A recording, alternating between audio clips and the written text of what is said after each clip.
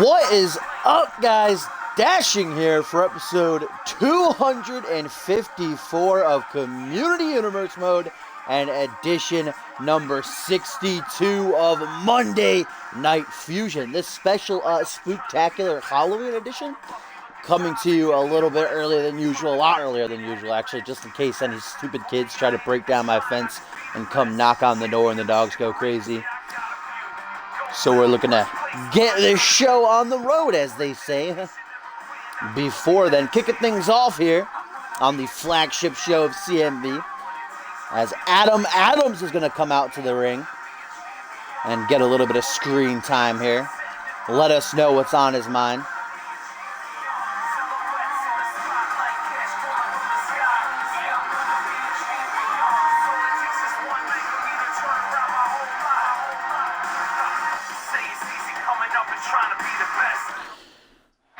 Here we go, ladies and gentlemen. Let's see what Adam Adams has to say following his harsh loss to Bannon on last week's show.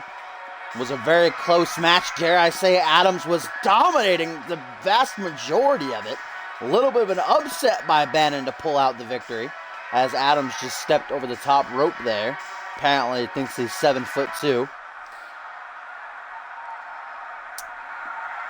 Damn, it feels good to be out here. This is my favorite city to be in. You guys are always a great crowd. Whether you're cheering or booing, you're always doing something. So let's give yourselves a cheer and make some noise. Adam Adams really adopting that John Cena persona of his.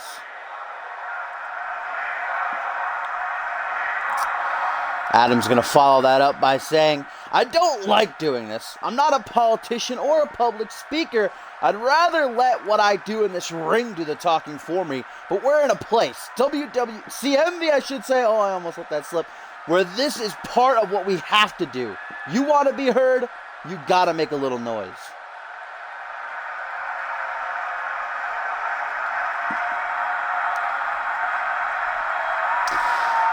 The authority here in CMV has held me back long enough. I've been put down and denied chance after chance, but no more. It ends here and now. Get ready, because tonight is the night that I'm going to make my mark. So Adam Adams seems to have a problem with Johnny Sampson, and the decision makers here in CMV feels as though they're holding him back. There is a moment in time that are talked about. There are moments in time that are talked about for decades to come. This is one of those moments.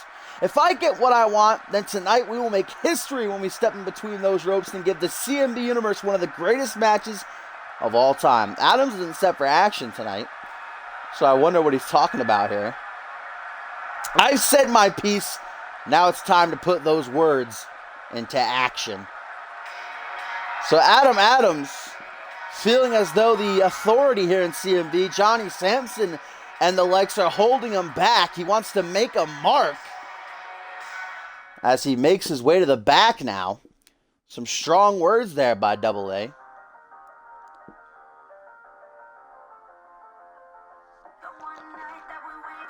What up?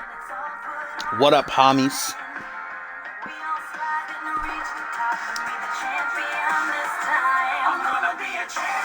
How come it did what it on Genesis? Didn't it go straight from one match to the other? It didn't exit out to the menu anymore? Did I accidentally uninstall the update or something?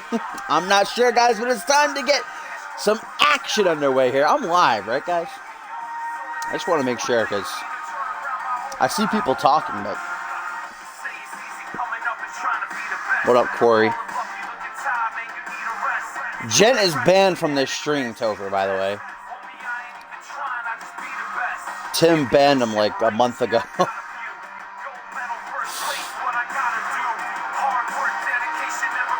Shut the fuck up, Gumble. Here we go, ladies and gentlemen. As always, an action-packed card here tonight. We're kicking things off with the in-ring return of the lunatic Parker, as he goes toe-to-toe with the madman, Mike Miles, who we know is the good friend and tag team partner of our Anarchy champion, Chris Andrews, who has not had a great time as of late. I do not envy Chris Andrews, to say the least, ladies and gentlemen. His plate is more than full. He's got to handle his upcoming title match with JustIN Sane. He's got to... Okay, last week he had to handle defending his Anarchy Championship against Billy Weaver in a very close match. And then, of course, Parker returning at Exodus after Chris Andrews thought he sent Parker packing to the insane asylum, but apparently Parker broke out, returned, and brutally attacked Chris Andrews after the Bloody Brit won his Elimination Chamber match. And now Parker, he wants that Anarchy Championship. He's made it very clear, as we see him return here tonight.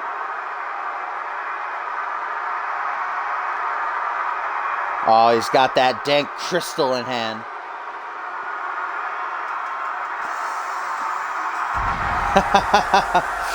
You literally told me like an hour ago that you got a new one up, Echo. Not going to be able to download until after the show. Parker certainly arriving in style here tonight, as he makes his way down the ramp, ready. Wait a minute, it's Chris Andrews running out from the back! The Anarchy champion, Parker doesn't see him coming! Clothesline right to the back, and now a brawl is ensuing as Andrews is looking to get some revenge for what Parker did to him at Exodus. But Parker's fighting back, ladies and gentlemen. A couple of stiff punch right to the face. Knife edge chop, that top hat looking dank as hell. It's glued to his head apparently as Andrews floors him with a clothesline. A stiff kick to the skull and a nice calf kick by Parker. The lunatic clown not going down fighting. Chris Andrews lets his emotions get the better of him, as the referee's trying to restore order here. More punch right to the face. Parker demolishing the Anarchy champion right now. And where is Mike Miles? I gotta assume this was maybe a trap or something. Oh, look at this deadlift gut wrench suplex to strength of Chris Andrews. Like I said last week, what a close match it was between him and Billy Weaver. Many, including Billy, thinking that, oh, this seems to be over. Parker with an emphatic stomp to the lower spine of Parker there. And the referee finally calling him back up, and these two are going to get broken up. Chris Andrews getting some revenge, guys, for what happened at Exodus. Letting Parker know that he's not backing down. I guess Chris Andrews' music is going to play on the menu now. This sound guy needs to get fired. He fucked up last week, too. He didn't play, whose music didn't he play? He didn't play someone's music. I think it was King & Company he didn't play on Genesis. This sound guy needs to be fired. As hopefully we get our actual first match of the evening. Tag team action coming up next, as the Hooligans are going to debut against the returning Son of Sheik and Shanaz Andoni. This sound guy, though.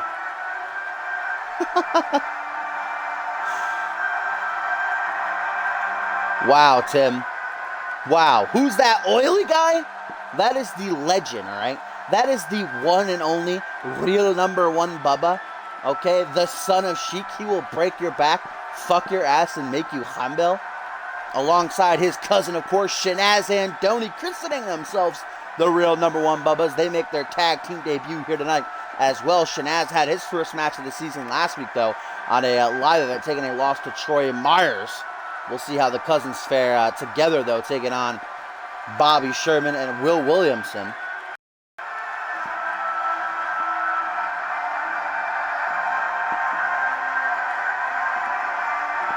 What up, Vic? Just in time for your match.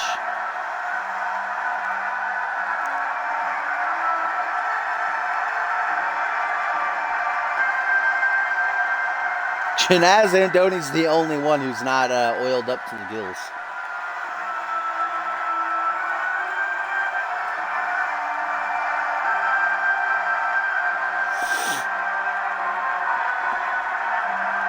Anybody who's a fan of fucking Chris Andrews' theme is probably happy right now. Driving me a little bit nuts. I'm a big Chris Andrews fan, but it kind of needs to go away. Chris Andrews is still in the ring. He's not leaving. The referees are still restraining him as Parker's being helped to the back.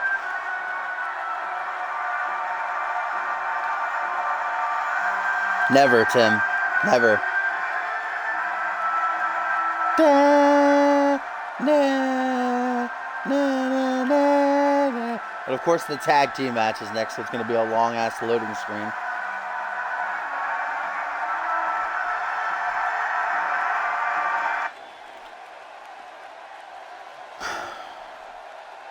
There we go.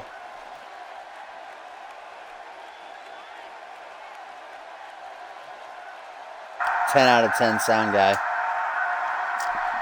Alright, folks. As long as Chris Andrews doesn't come back out here and cause some mayhem again, we are finally going to see some in-ring action as the Hooligans are set to make their debut here on Monday Night Fusion. Bobby Sherman on the left and Will Williamson on the right. Williamson got to tone down on that oil for sure. I don't know if that's oil. Maybe it's grease. When's the last time these two showered?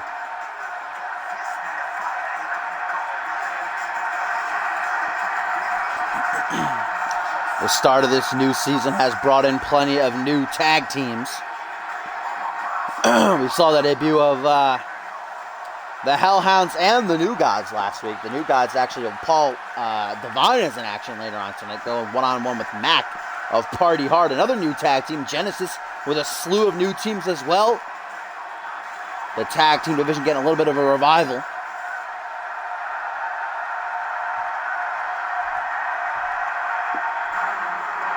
Oh, here they come. Son of Sheik, of course, son of the legendary Son of Sheik. And Shanaz Andoni, the nephew of that Hall of Famer, as Son of Sheik has been out of action for almost 2 years. A former unmatched Money in the Bank winner and two-time unmatched world champion.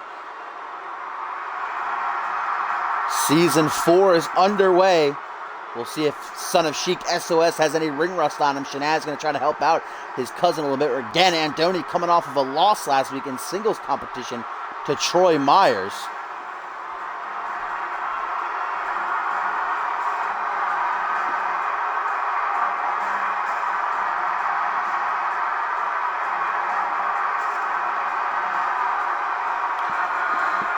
A chance to move up the rankings here as the playing field has been leveled. Our Fusion Tag Team Champions, the Black Strike Renegades, without #1 contenders.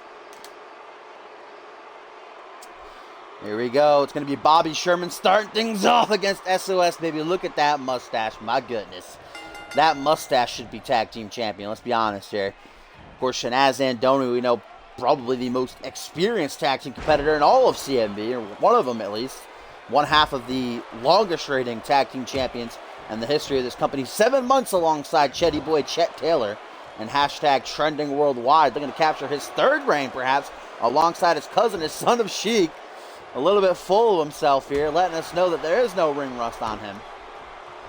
A crack to the jaw, brings him up onto his shoulders. What do we got here? Falling Grace. Duo Maxwell not going to be happy about that. As Son of Sheik, certainly going to be hard to grab a hold of with all that oil on there, all that baby oil. Neckbreaker to drop out by Sherman.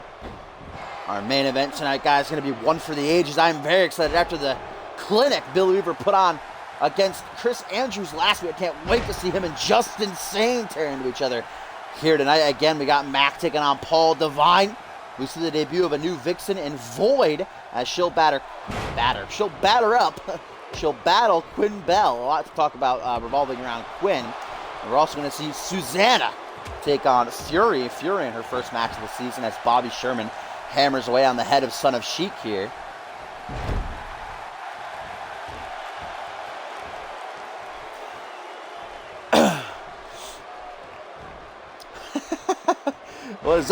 Dominator. Son of Sheik showing us his strength as Williamson is now getting a couple of elbows straight to the chest. Look at those hooked boots. How can you not love Son of Sheik? That's the real question. If you don't love Son of Sheik, there's something wrong with you. If you don't love the real #1 Bubba, the Punjabi playboy, Johnny Gat right there with a nice catchphrase. And here's a tweet, guys, our first tweet of the night coming from Bloody Justice, who says, these two teams look like nothing. I bet that me and Warrior can beat them both. So Bloody Justice and MJ Warrior apparently not thinking too highly of the hooligans and real #1 Bubbas here. As Williamson with a neck crank now on the former 2-time light heavyweight champion. Seems like he's going to try to make a tag now, and he does to Sherman. Nice teamwork right there. Punch to the back of the head right into a headbutt. That was nice by the hooligans. Look at that chest hair, though. As Andoni donning his signature bow tie. Going to eat an elbow right to the midsection. Hard Irish whip. Tumbles down to the outside. And Williamson, or I should say Williamson, keeping watch as Sherman's going to maybe tear apart the announce table. Nope, changes his mind. I'm going to go over to meet Shanaz. Takes a kick to the gut. And what do we got here? Whirlybird head scissors. A staple in Shanaz's moveset right to the barricade as well. Oh, now we get a double leg drop. Right to the nether region, right to the gonads, right to the dick. Now punch the midsection back and forth. These two go on the outside. Referee at a count of 4. Knee to the ribs. One just cracked a couple. And a couple of stomps down onto the chest. Seems like Sherman has found his mark. Referee to kind of 6 right now. Look at this. Sherman gives no fucks. We got to hurry to beat this count, though. There we go. Bobby going to save the day, as perhaps he's going to size up Andoni to finish things off. Dragging Shanaz away, going to try for a pin. Lateral press here. 1, 2. Only a 2 count, though, as Son of Sheik is trying to get these fans on their feet and rally behind Johnny Gat here. But Andoni put in the corner might be a bad place for him to be. I don't think this is a tag team finisher, but what are they looking for? Double Irish whip off the ropes goes Andoni, and a double shoulder block by these guys into a lateral press, but Sherman just broke up the pin saying, nah, not yet, Williamson. Let's do a little bit more damage. That sexy ass mullet, though. Where's Rex Carter when you need him?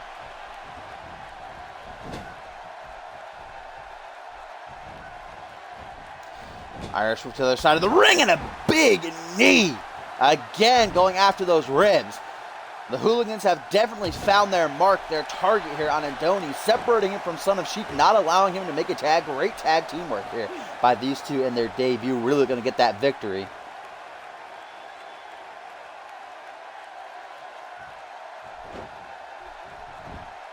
Another lateral press as Williamson going to pick up the victory every chance he gets, huh? I didn't hear where these two guys are from, the hooligans, but I can only imagine it is somewhere in the deep south. We know they're actually friends of the Briggs family. The Briggs family actually got them in talks with CMV for a contract. So we know they got some allies here. As Andoni again trying to make a tag, but Williamson with a snap DDT busts Andoni wide open in our first blood of the night.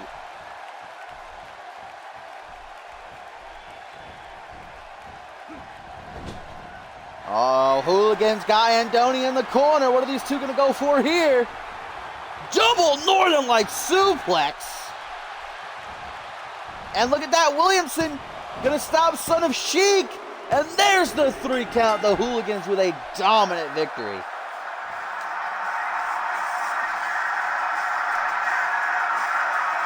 As soon as Shanaz, man, I got to give a round of applause to the hooligans. Great teamwork here. Cutting off Shanaz Andoni, not allowing him to make a tag, targeting the ribs relentlessly, setting him up for that double Northern Lights suplex.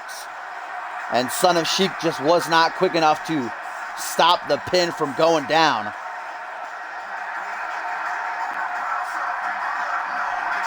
And there's that pin, the bridge by Sherman and Williamson, just tossing Son of Sheik into the corner, rendering him incapable of saving Shanaz.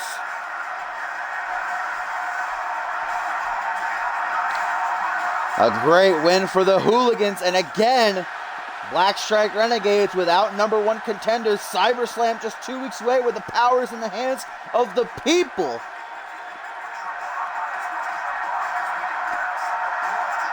What up, Punch Dog? Welcome to the stream, my friend.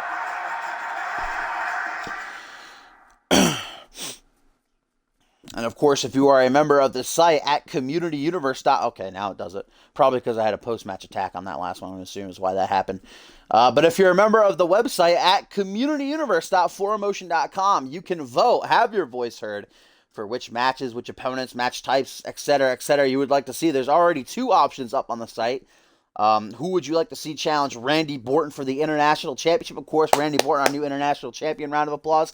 And who would you like to see challenge Timmy Boy for the Alpha World Championship? Your options there are Frank, Furious Frank, Bob Luger, or Furious Frank versus Bob Luger on the pre-show, with the winner challenging Timmy Boy on the main card.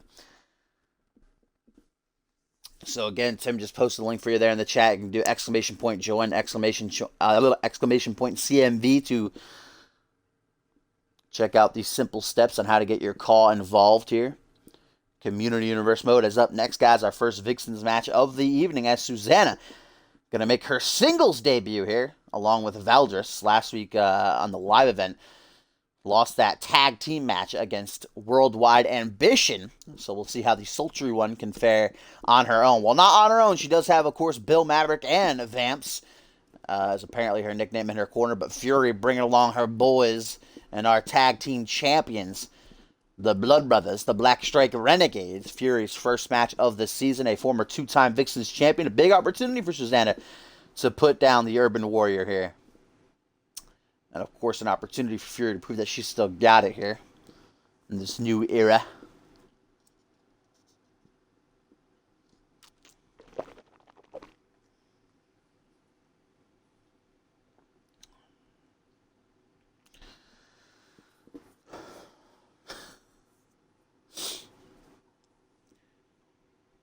Keep it dirty, keep it gritty. See, now I'm not going to be able to sing I Want to Be a Champion anymore, because they took out the songs in between matches. I want to be a champion, huh?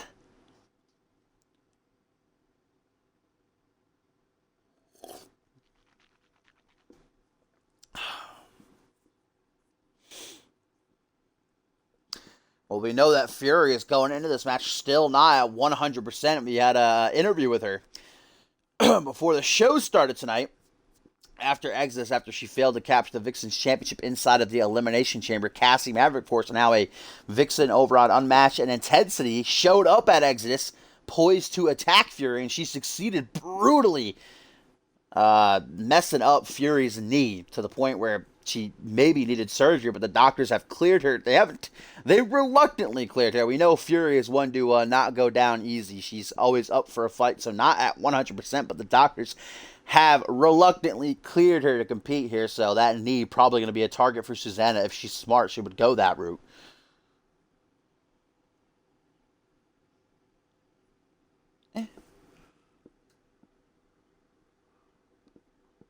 Got a fucking hangnail. It's killing me. Johnny MacDaddy just commented on something.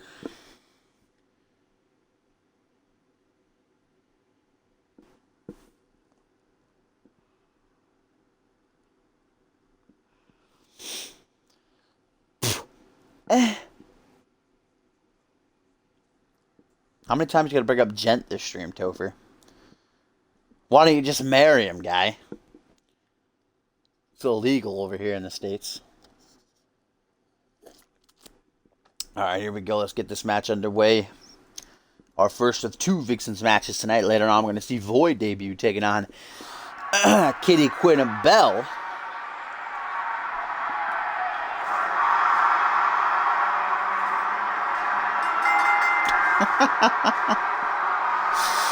Oh, I forgot how short she was for a moment. Very, very, very short. And there you see Bill Maverick kind of tagging Belong. Or tagging behind, I should say.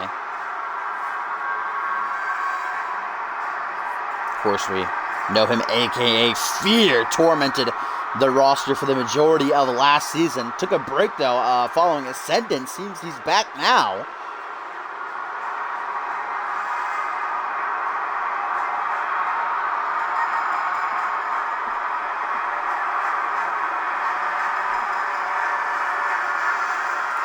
Again, this is just Susanna in action. And get ready, here we go. We're going to be taken to the back as Fury on such a rampage. You should have seen her if you saw that exclusive on the website. The look in her eyes, on her face, she was fuming, steam coming out of her ears when she found that note from Susanna. And apparently Fury actually has a restraining order against Susanna, but feels as though Susanna used her father's abundance of cash to give her this window here to halt the restraining order for the night.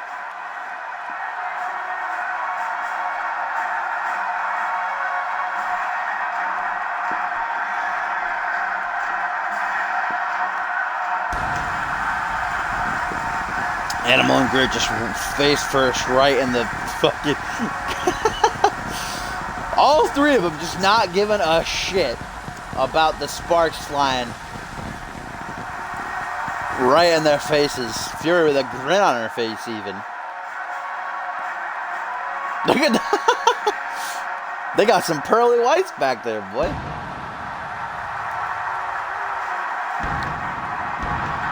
Damn, just trying to fucking murder the Blood Brothers here. Dude! You're done! Fury certainly looks very intimidating as she makes her way to the ring, to say the least, as Susanna is going to back out, give the Urban Warrior the ring.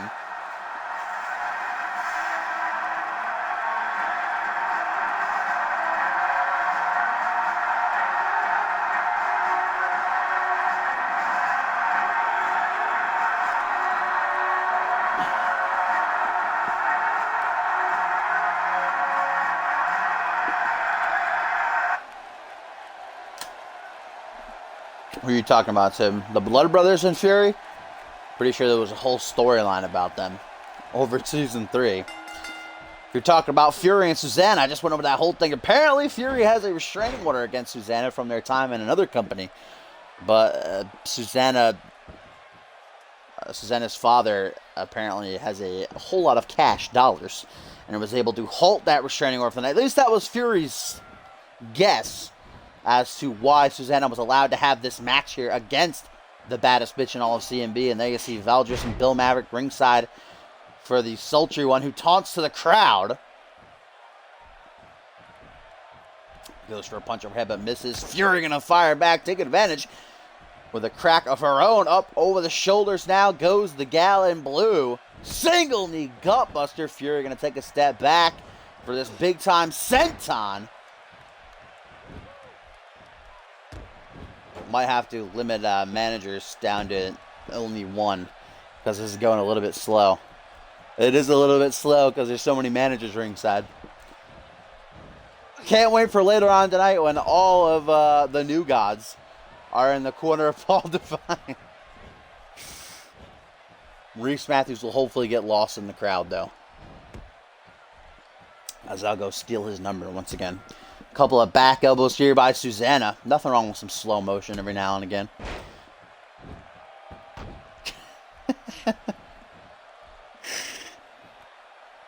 Susanna now with a brutal neck crank on the Urban Warrior. Seems like Fury's going to try to tilt out of it though.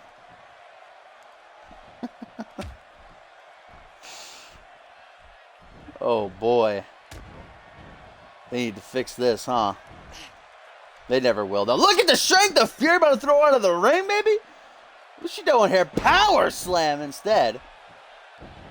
GG rip.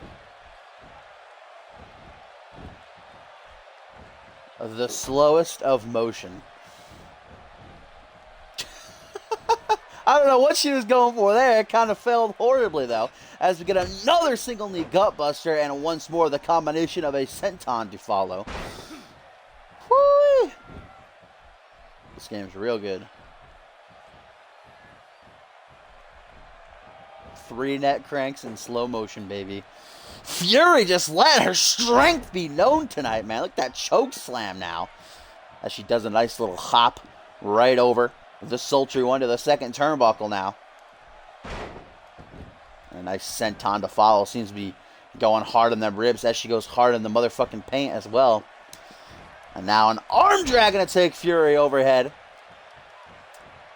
You see Maverick's got a real nice beard here this season. I'm loving it. Kind of like a mutton chop shoe man fu combination there.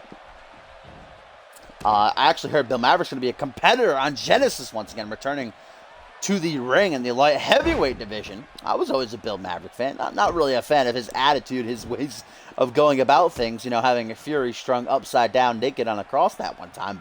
And Bill Maverick now seems to be, I don't know what he's doing. I've been trying to go over and mess with the Blood Brothers a little bit.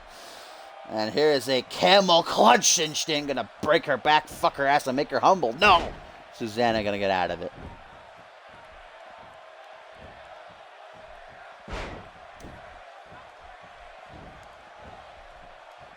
Yeah, going to have to go ahead with maybe only one manager from now on. It's going to be tough tonight, though, because like I said, all of the new gods are in the corner of Paul Devine. I'm pretty sure another match has a couple of managers as well. So you got that slow motion night inbound. Bill Maverick just doing a little bit of a jig into the steel steps here. He's having a good old time. He's having some real fun working on his cardio. I wish I could back out, but I'm pretty sure I can't back out. I tried that on Genesis, remember, to set up the international title main event. Wouldn't let me edit the card again.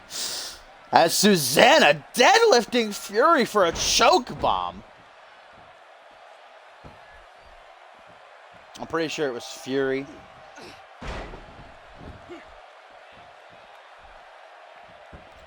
And now Fury seems to be like going over and just talking some trash to Bill Maverick here. Just standing in front of him. Maverick staring up at her. Fury once a strong ally of Fear's. Back when they were taking the war to Cassie Maverick. Oh, gonna take her to Vagplex City. Bad news here for the baddest bitch in all of CMV. As Grid's not liking it. I love Grid's hair, by the way. Oh, and here comes the third one. Finishes off the trio.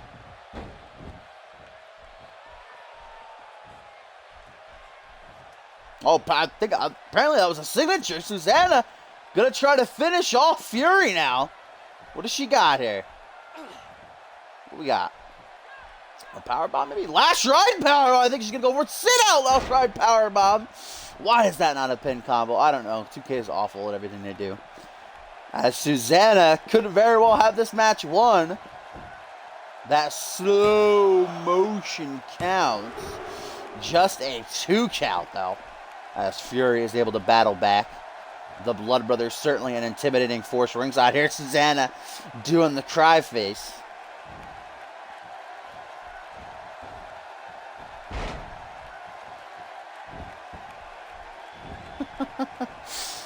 Fury now grabbing Susanna by the hair on her head. Eats a European uppercut for her troubles. Now going to drag her to the middle of the ring. Tucks her between her legs once again. Maybe a second last ride powerbomb. Oh, no! Modified powerbomb this time. Going to try to target that knee. Like I said, got to watch out for that. Fury not letting it happen, though. See, Fury's got both of her knees heavily taped up and braced. Wait a minute! Wait a minute! She gonna slay her dreams? I think so, guys. Drives her nearly through the canvas. 1, 2. Just a 2 count, though. These two tearing into each other. Bill Maverick really doing some great cardio over there. Maybe Bob Blue could get a couple tips from him, huh? Just walk into the steel steps, man.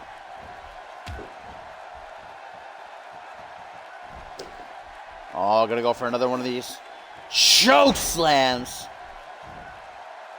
And Fury's got this match in the palm of her hand. Susanna and a bad play. Oh, double knee backbreaker. That was a nice just flow right there. Now some relentless stomps down. I mean, she had the jackhammer last season, though, Batman. To be fair. As maybe a belly-to-belly attempt, and we're not going to know. We'll never know as Susanna counters into a leg sweep. And now a lateral press. 1, 2. Still only a 2 count. This slow motion is something.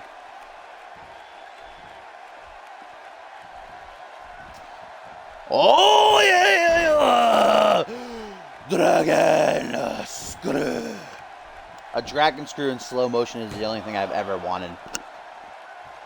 Just a 1 count that time there for the Urban Warrior as Susanna in a seated position.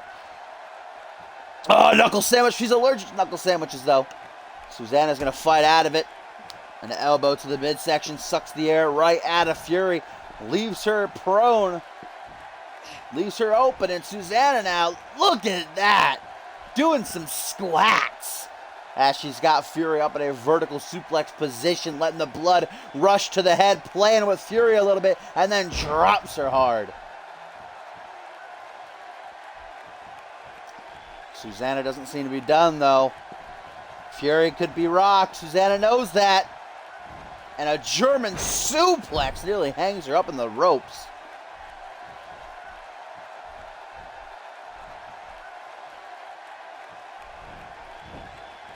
Lateral press attempted now for the sultry one.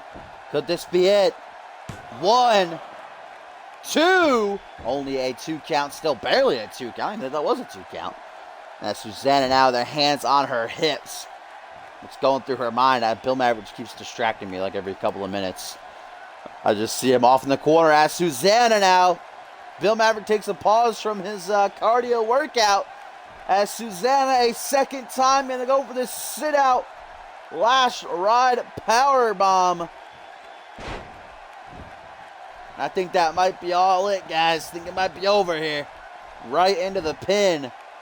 1, 2, 3. No, what? Ref, that was a 3. We get a flashback of what happened to Billy Weaver last week. John Cone not on that referee game this season, man. That was definitely a 3. And Susanna is now pissed as she stomps away at the chest of the baddest bitch. Oh, goes for a crack to the jaw, counter by Fury. Those stiff forearm backs up Susanna, and now the stunner! And, of course, a couple of middle... Oh, no, she goes middle figures. Huh. And big-time senton to follow that up.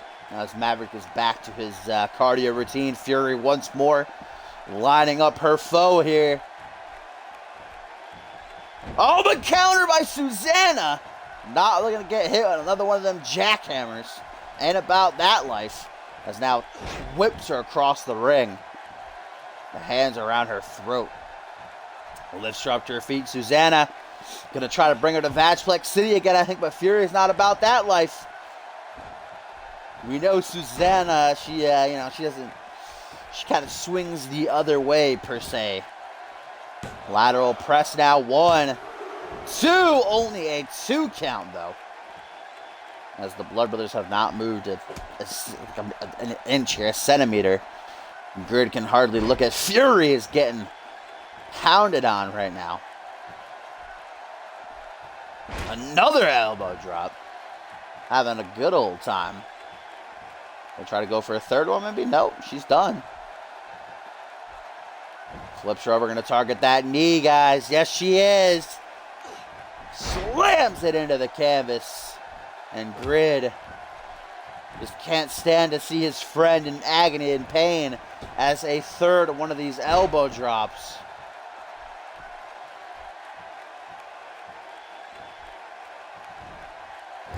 Just picking her apart limb by limb over and over again. Fury unresponsive. Finally gonna battle back with that elbow to the ribs. Goes for a kick to the midsection. Susanna shuts her down, spins her around. Gonna take a trip to Vagplex City. Apparently in slow motion, the crowd just does not react at all, it seems. They have not popped once. They don't like slow motion. I can't blame them. As a 6th one of these teardrop suplexes. Gonna take her down.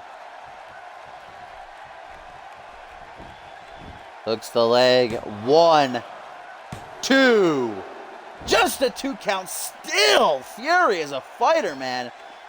Not at 100% to say the least, and man. But it could just be a matter of time. Susanna taking too long. I get that she's tired. This has been a hellacious back and forth matchup, but she's giving Fury time to recuperate here. A kick right to the chest, and Susanna, a third time sizing up Fury. Val just trying to get these fans behind the sultry one as she's lifted high up into the air. This sit-out lash ride power bomb. Right into the pin. 1, 2, 3. What the fuck? Fury kicks out of a third lash ride power bomb, and Susanna is absolutely beside herself, as am I. I'm sure as is every other person in this arena here tonight, as to how Fury keeps on kicking out. Gonna take her to Matchflex City again. Spins her around. Back suplex right down onto her neck. Fury's probably gonna be more injured, I gotta assume, after this. Oh, Fury rolling right into Bill Maverick. Shoots him a cheeky little look, but then slides back into the ring.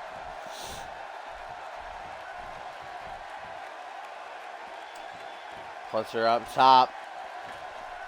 Fury now gonna go for a ride. Tucks the legs behind the top rope. Susanna gonna climb up to meet her. I think we're gonna go for a classic superplex here. Yes, we are. That beautiful new animation. If I do say so myself, Susanna hurting herself. And the process here, and the Blood Brothers kind of just don't want to look anymore. I don't blame them. But Fury still not giving up, still not giving in. I just thought she was going to go for an AA there for a second. Maybe she was. Got countered by Susanna. Drags her out of the corner here. Electric chair. Face buster, man.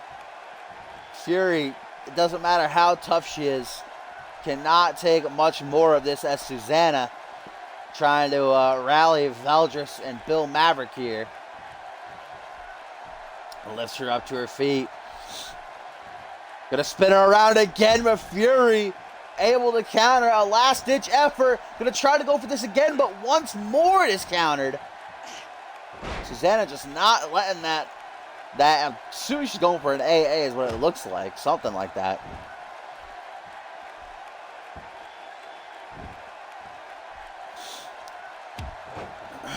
Double axe handle, and Susanna just tries to beat Fury into the canvas. Gonna moonwalk her way over to the legs once again. I always call him ugly fat fuck.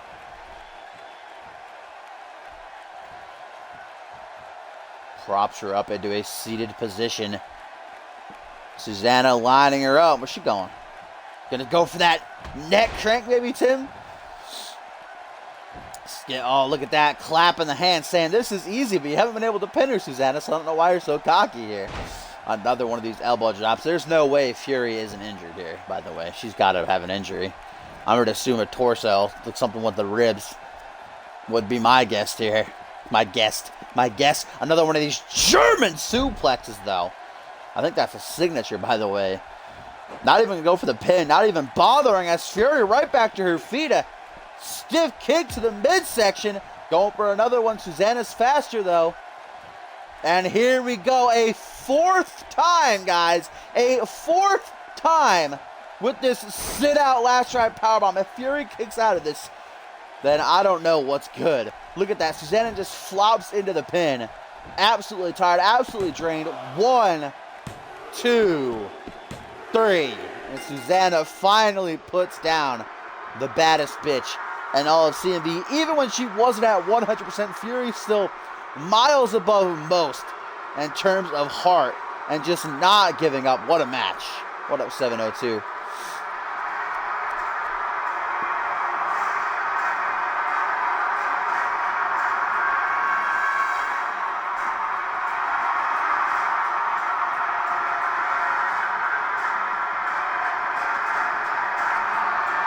It took not one, not two, not three, but four last ride power bombs, plus 2 German suplexes and 2 trips to Vagplex City. There's no way Fury doesn't have an injury, man.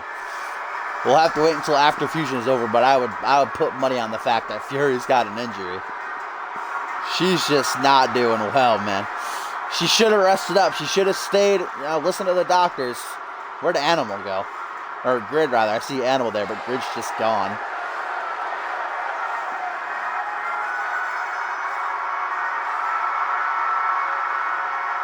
Okay, hello, John Cone. What up, dude? Getting your screen time there? As Susanna with a big victory there in her singles debut. Oh, dear fucking God. I wish there was a way I could go out and stop this. This is going to be slow motion as well. Well, now we know, right? Now I won't book any more than 1 manager per match. I know the title of this video, though, when it goes on YouTube at least. Slow motion. Slow motion. At least we'll get them out of the way. Back-to-back slow motion matches, then the rest should be easy sailing. As is going to be Mac of Party Hard, of course, Maddie in his corner, taking on Paul Devine, the Asian sensation, baby, who's packing his whole posse of Mike Crimson, Sebastian Frost, and Reese Matthews. Thanks, Gumble. Ha ha ha ha. Hey, Gumble, thanks. Ha ha ha ha. I like how new gods are going to come out in a trio, and one of them's going to be tagging behind. I bet it's Reese Matthews, and that'll be hilarious. But it was last week that both Party Hard and the New Gods made their debut. It was Mac and Maddie versus Mike Crimson, Sebastian Frost. Pretty close tag team match, pretty back and forth. Late on into the match, though, Crimson and Frost certainly dominating and able to pick up the victory. It was afterwards, later on in the show, that Mac and Maddie got a little party interrupted, apparently. I don't know, you can go check it out on communityuniverse.4motion.com yourself if you want to. It was a little bit weird, to say the least, but Mac and Maddie calling out the New Gods, challenging them to a tag team rematch. However, Johnny Sampson saw fit to put Paul Devine in competition. I'm excited. The Asian sensation, the man who puts the Rising and Rising Sun, Japan's biggest export baby, is here in the new season, the era of opportunity, the golden era, as he made his return on the season finale at Exodus, defeating Ace Stevens like that. Clap and gone. Of course, Sushi X, rip in peace. Never forget, the mask is off. It's gone, but I'm excited to have Paul Devine back. I was a huge Paul Devine fan, and we'll see if he can defend the honor of his new brotherhood against the trash talk of Party Hard here. Last week, Devine got into a little bit of a war of words with Nick Blake. Blake was out in the ring. He had a tough go at the end of last season. Winning Money in the Bank, of course, was the highlight of his career, and then failing to cash it in. JustIN Sane defeating him at Anarchy Rules, and then also losing his Anarchy title match. He did pick up a win at the end of the season. I think that's what kept him going. If he would have lost at the end of the season, I wouldn't be surprised if Nick Blake jumped off that bridge at Exodus. But he returned this season, and he's setting his sights on Paul Devine, apparently. And after he called out Devine, and the Asian sensation, not known to just let people talk that ish, came out himself, the two, again, exchanging some verbal abuse. And Paul Devine laying it out, saying, let's have the match right now, baby, I'm ready to go. And Nick Blake said, yeah, not so much. I compete on my own terms when I want to, before scurrying off.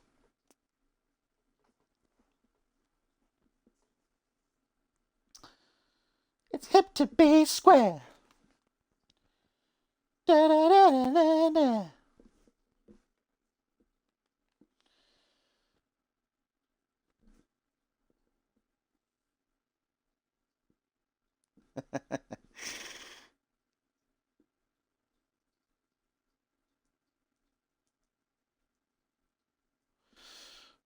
There we go.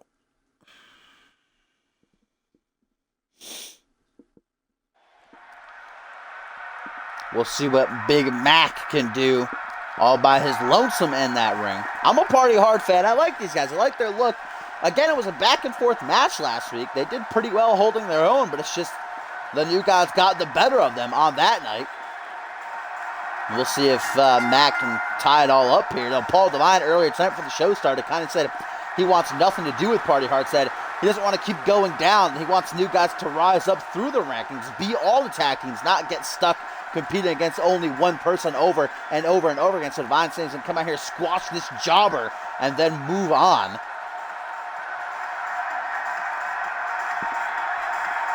Mac is the man in that extravagant jacket there that is glistening in the light.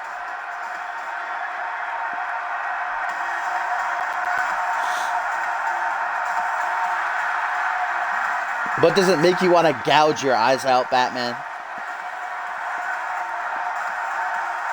Hey, what up, Salvi? Salvi with that successful debut last week on Thursday Night Genesis. Hopefully we see him again later on this week. I can't, oh my God. All of the new gods in the corner of Paul Devine here. Slow motion for real.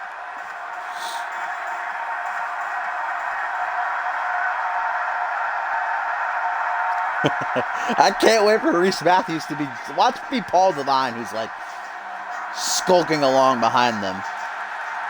Oh no, it's Reese Matthews. Where's he at? Where's Reese, baby? He's out in the crowd giving chicks his number again. But there you see Paul Devine in the middle, Sebastian Frost on his right, Mike Crimson on the left. Reese Matthews ain't even out here. He's a little bit late to the party. He got stuck backstage, man. Macking on some biddies, macking on the Vixens. He'll be out here. He'll be out here, don't worry. He's got a mac on them biddies, fam.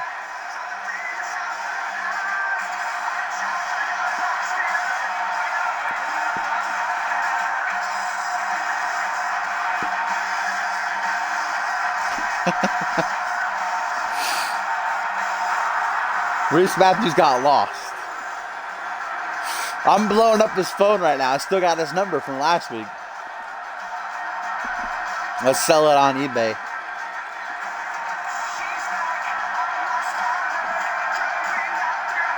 Again, this is Paul Devine in action, ladies and gentlemen. The 4-time tag team champion.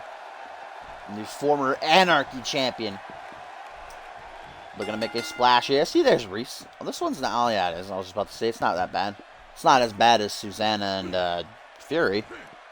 Maybe because there's more guys on one side, whereas Fury and Susanna had them like separated half and half.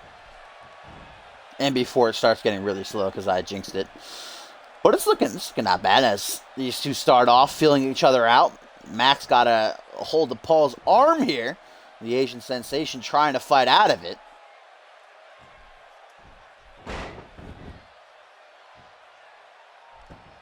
Mac gets the better of him now. These two stood back up. Arm drag there. Never take your eye off Paul Devine. He will catch you in a moment's notice. Irish whip off the ropes goes Big Mac. Right into a rotation neck breaker. Oh, right down into the shoulder too. That is just nasty. As he's going to follow that up. What is this?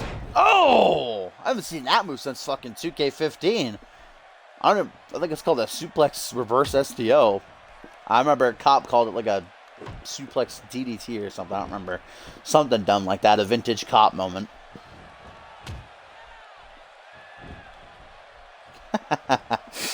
Mac gonna fire back with a knee to the chest as Maddie cheers him on. In the corner, you see the nope. There's Sebastian Frost. Oh, getting pretty close. Just gonna stand right in front of Mike Crimson.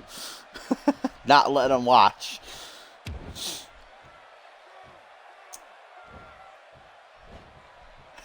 And here's a tweet from Reese Matthews, guys. It says, they said to go to the Gorilla. I'm at the zoo. Where you guys at? Apparently that's his excuse for being late. He is here now, though. He's ringside. He's over here by the announce table talking to me. I don't know why he's talking shit. He wants his number back, but I'm not giving it to him. You'll have to pay me if you want this back, bitch. As Mac is just going hard right now in the motherfucking paint. Hammering away at Paul Devine. Mac now from behind. Trying to come up from behind, but Devine with that quickness. Of course, we know Paul, his sister Jade, our current CMV Vixens champion, has the night off tonight as CyberSlam is just 2 weeks away. We still do not know who she will be defending her title against. That successful retention last week, squashing Alexia Stroud, rip in peace, never forget. And then, of course, what Kitty Quinn Bell did to her was just plain disgusting. We'll get into that later on tonight. Actually, up next when Void battles Kitty Quinn Bell. Just a 2 count there for Divine. As Max able to get out of that one. Oh. What is going on here for Divine? Stomping right on the forearm. Look at how Mike Crimson has just absolutely no expression there. Like Sebastian Frost and Reese were like, fuck yeah, dude, get him. And Mike Crimson's just standing there. And Divine now just kicking around fucking Mac like a soccer ball here. No care for his well-being. Suplex drops down behind, though. Pushes him away. Gives him an opening. Can he close the distance? What we got here? Partyplex. Gonna take him down. Matt gonna shoot for the pin. No, he's gonna go to the corner. Looking to tune up the band, my friends. And Divine gonna turn right around into it. This is what JustIN Sane knocked Jay Davis's teeth out with last week. Oh, but countered again. And actually, Party Hard never got to hit that last week on the New Gods because I think it was Mike Crimson who countered it as well. That super kick not boding too well for Party Hard thus far here in their careers. But Divine not able to capitalize on the missed super kick. Got caught with that bearplex spinebuster, or bear hug spinebuster, I should say. There's an elbow drop into the pin. 1, 2, just a 2 count.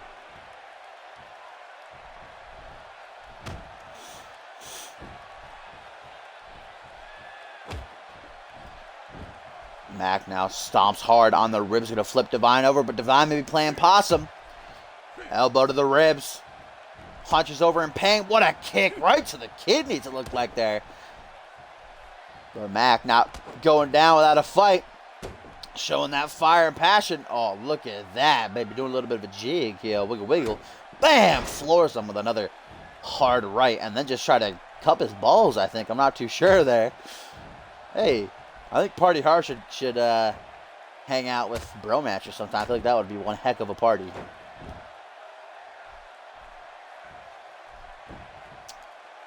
Hooks the leg now. 1, 2.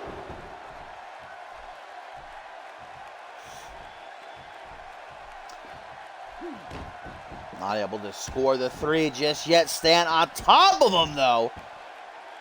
Elbows are going to pierce the chest and then a stiff kick to the spine. Stomp to the chest. You see Maddie watching on ringside. The New Gods. Oh, look at that pulling at Tim as he slaps the knees with that standing moonsault. Paul Divine just not responding.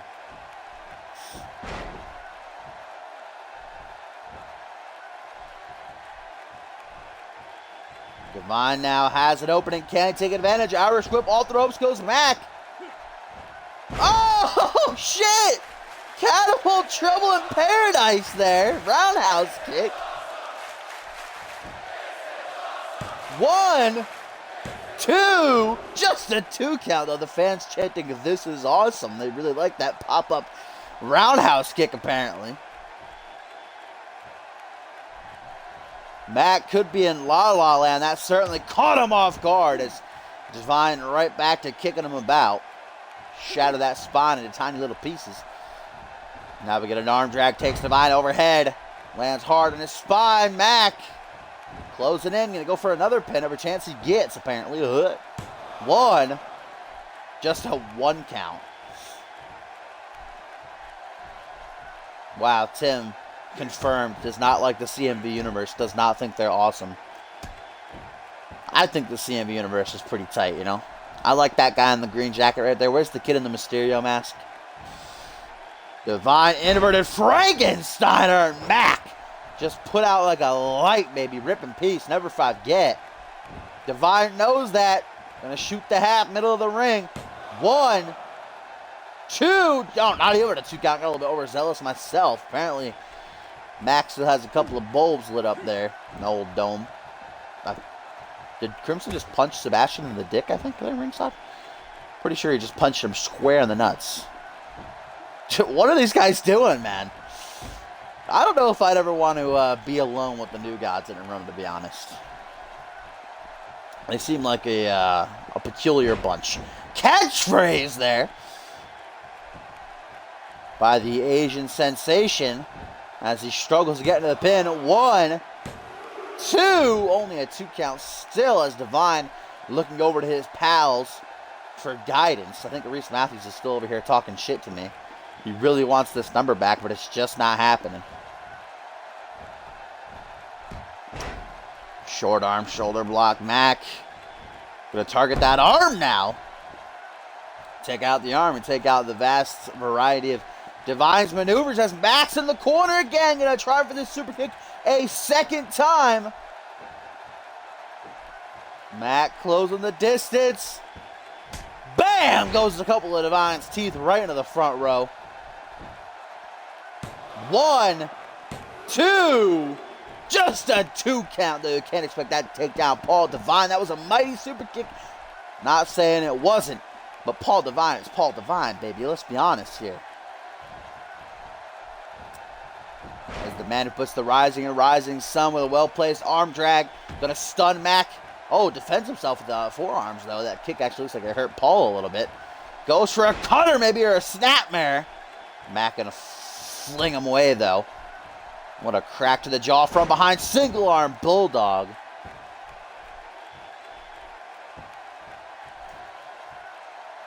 Flips him over.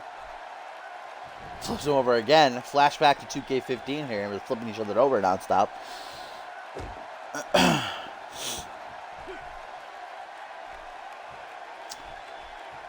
Divine now right back to these kicks to the spine. Sebastian Frost just punching away at the... Seems like Mike Crimson was trying to kiss it. Pull a Christmas Story. Get his tongue stuck to it.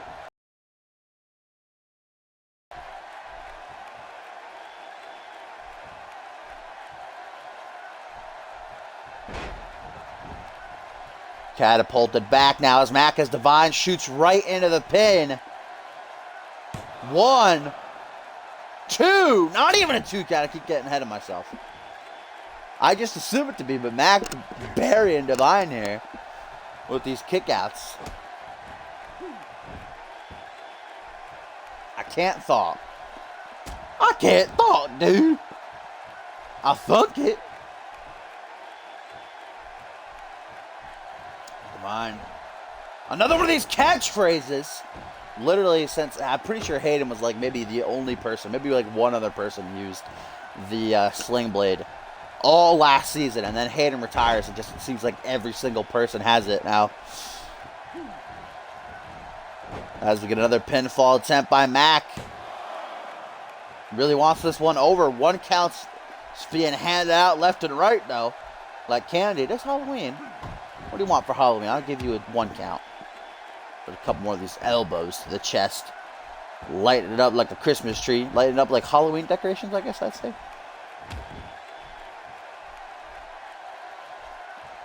Lifts him up to his feet now. Mac in front of their party plex, perhaps going to put him in the corner this time. Just staring at him face first. What the hell is he going for here? Double knees right to the ribs, man. Nasty. Reese can't even stand to look. Sebastian neither. Another party plex to follow it up.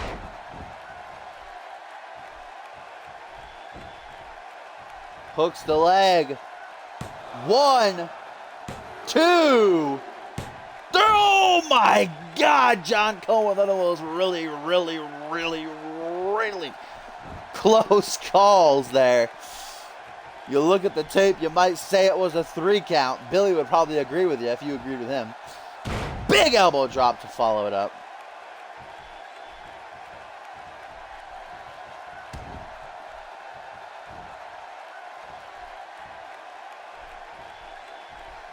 Now we get a snapmare. Paul Divine seated position. He is not in a good way right now. Mac has been hurting for certain on him. As he seems to be very tired, though, and needs to work on that. Go hang out with Bill Maverick for a little bit. Do some stair jogging. As Mac just stares down at the Asian sensation, almost in disgust, I'd have to say here. Look at that, not even letting him move. Oh, gonna back into the corner, guys. If he gets this off again, as much of a Paul Devine fan as I am, as much as I believe in him, as big as his heart is, if he eats another one of these kicks, it's gonna be good. And I know Paul Devine counters it. He knew it would be over for him right there if that connected.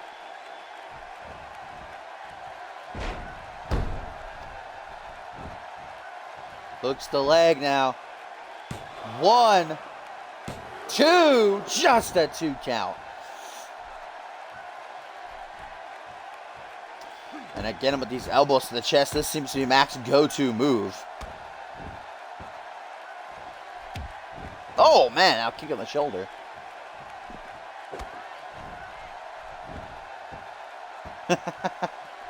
Well, he hit one at least. Another one of these massive elbow drops. You think Mac's weighing about 500 pounds right here the way he drops that thing. Paul Devine has got to break free. I want to break free. There's a short arm clothesline. Come on, Devine. You got the chance. You got to take it. He keeps playing around. What's the matter with him? What's wrong with him? What's the matter with you? He keeps giving Mac these openings, letting him come back. And now he's going to pay for it with a third party plex. Mac's just going to go for the pin right there. I'd say I think Devine's done for, guys. Doesn't matter how many of his posse he has in his corner. I think this one's good as over, guys. You can put it in the record books. Devine is not kicking out of this, but he does somehow, some way.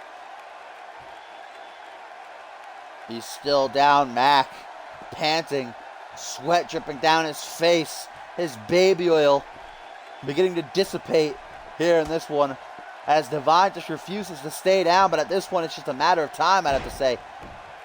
If he goes to that corner again, I don't think Devine's going to counter a third one.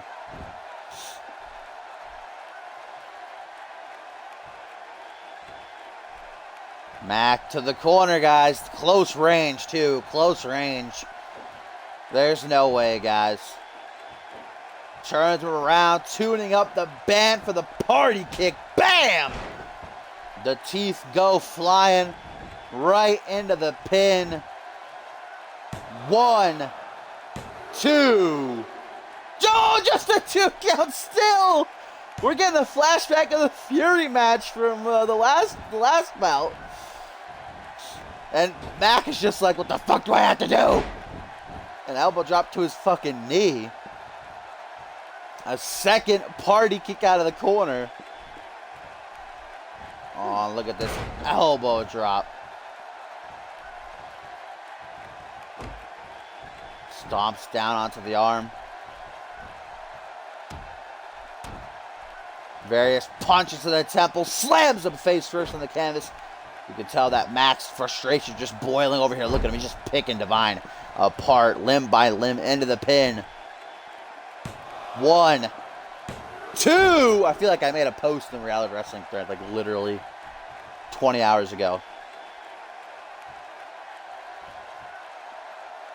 And now Devine looking up at the lights as Mac just circles him like a shark, smelling blood in the water. And also, Tim doesn't have an Xbox. Where is Mac going, guys? I think Mac's finally had enough. He's telling Maddie, like, I don't give a shit. I don't know. Maybe just taking a short breather, getting some words of wisdom from his tag team partner. Going to go for another one of these rebounding elbow drops to the knee, but Devine taking that window to recuperate. And look at this! Gonna try to steal it! Wheelbarrow face buster into the pin! 1, 2, 3, no! Just a 2 count, by God! What a match! Come on, Devine! Stiff kick to the spine. Devine, he's still going. He's gonna have an injury too, man. If this match goes on very long, we're gonna have just a fucking doctor room full of just dead competitors after tonight's fusion, it seems. Devine just likes just kicking the shit out of him. He's not going for his SIGs, he's not going for his fins, any big moves, just literally keeps fucking kicking him. Busts him open there. The blood beginning to spill. I mean, Divine's got to have a finisher by now, but he's just not about hitting it seems. That wasn't a finisher, Tim. God, it's like you don't even know Paul Divine.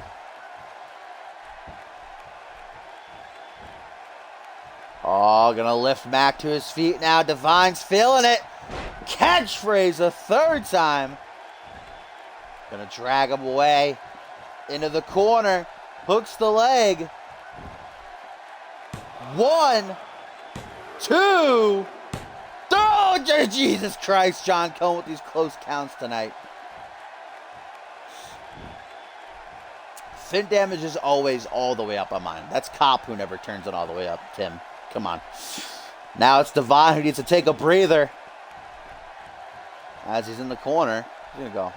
Okay, just going to taunt. Perfect. There's Reese Matthews, by the way. I haven't seen him the entire match. He's just showing me his ass. Shaking his thing. As Divine finally going to go for a finisher. All of the new gods with the cheeky little golf claps. Oh, that is his finisher, I guess. I didn't know that was his finisher. Tries to go for it again. Of course, Matt counters. Oh, breaks him over his shoulders. Mac, he's fighting too, though. Jesus Christ, this match.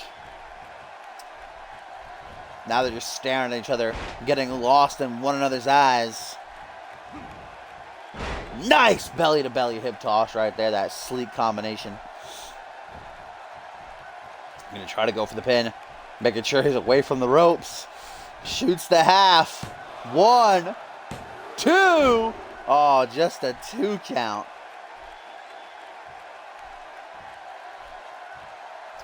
He's huffing and he's puffing. Mac is bloodied and bruised. There's another kick to the spine.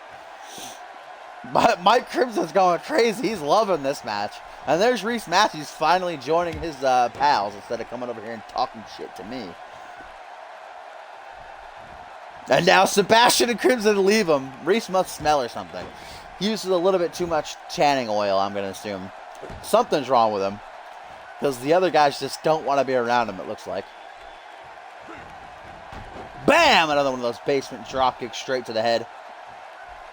Paul Divine down on one knee.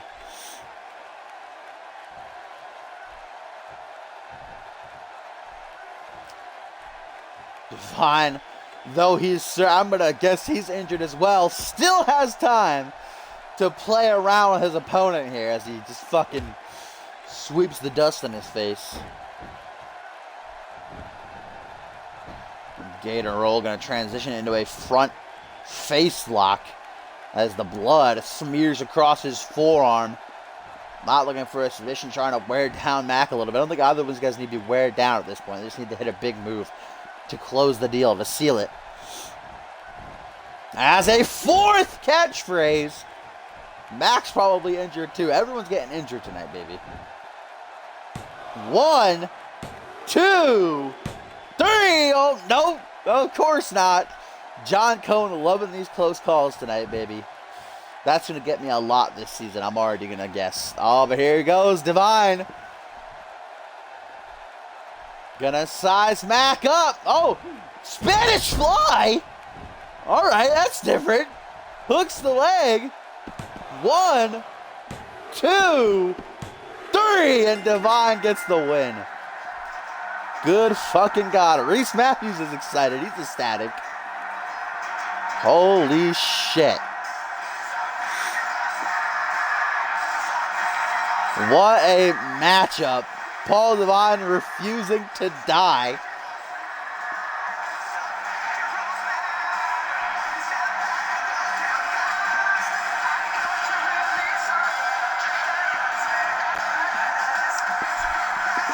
It certainly wasn't a walk in the park as Paul Divine made it out to be earlier today in that interview, saying he's going to squash this jobber. But Mac proving he is no such thing, proving he can hold his own.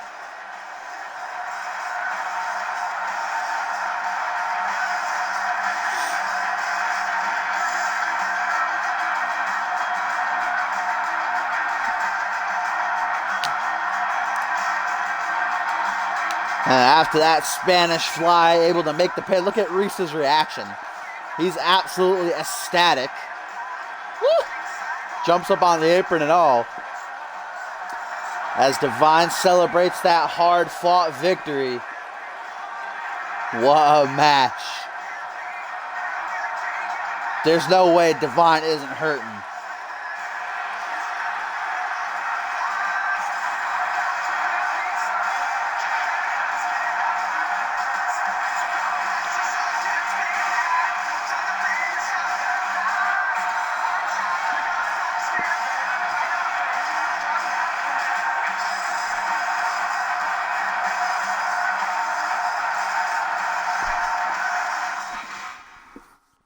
Paul Divine with a ferocious look in his eyes.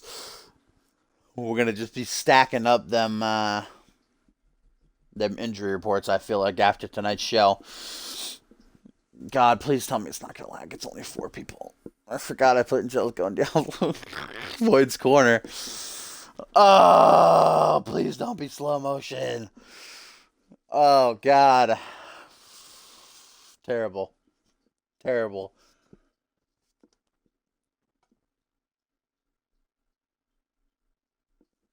Certainly was one hell of a match.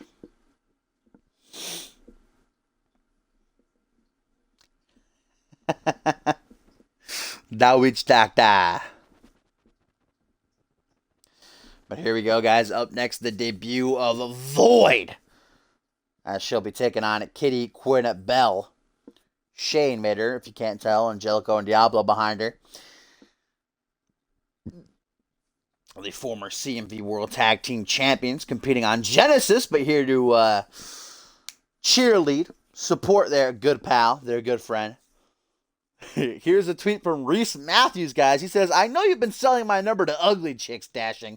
You better watch your back. Hashtag ascend. Oh, geez, me versus Reese Matthews, guys, at the next Ascendance. You're not going to want to miss that.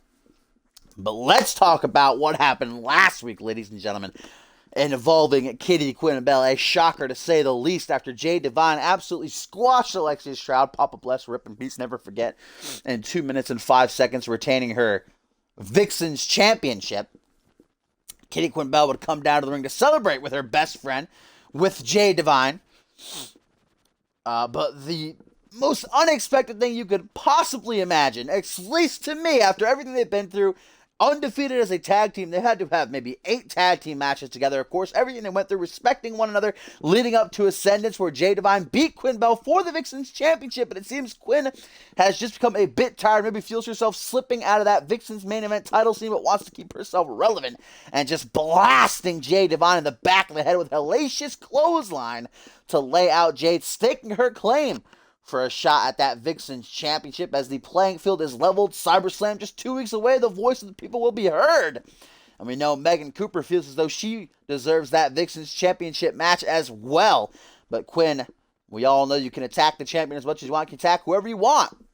As much, whenever you want, as often as you feel as though you have to. But that doesn't get you a championship opportunity. Wins do. So the Queen of Botchville got to come out here tonight and get that W over Void. Squash that new talent. Is she heel? We haven't heard from her yet. I feel as though Quinn Bell is just maybe tired of Jay Divine getting the better of her time and time again, letting the frustration just boiling over.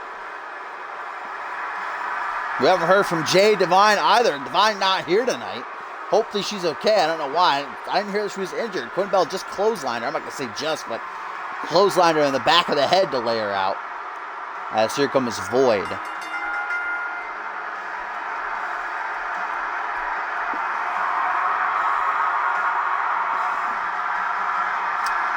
Joined by the former CMV World Tag Team Champions who made their re-debut last week on Thursday Night Genesis in a losing effort. It seems like Diablo's stuck on the stage, rip in peace. And a losing effort to the Empire of Pain. As here's a tweet from Paul Divine, ladies and gentlemen. He says, the new era starts now. The new gods will reign supreme in this era of false idols.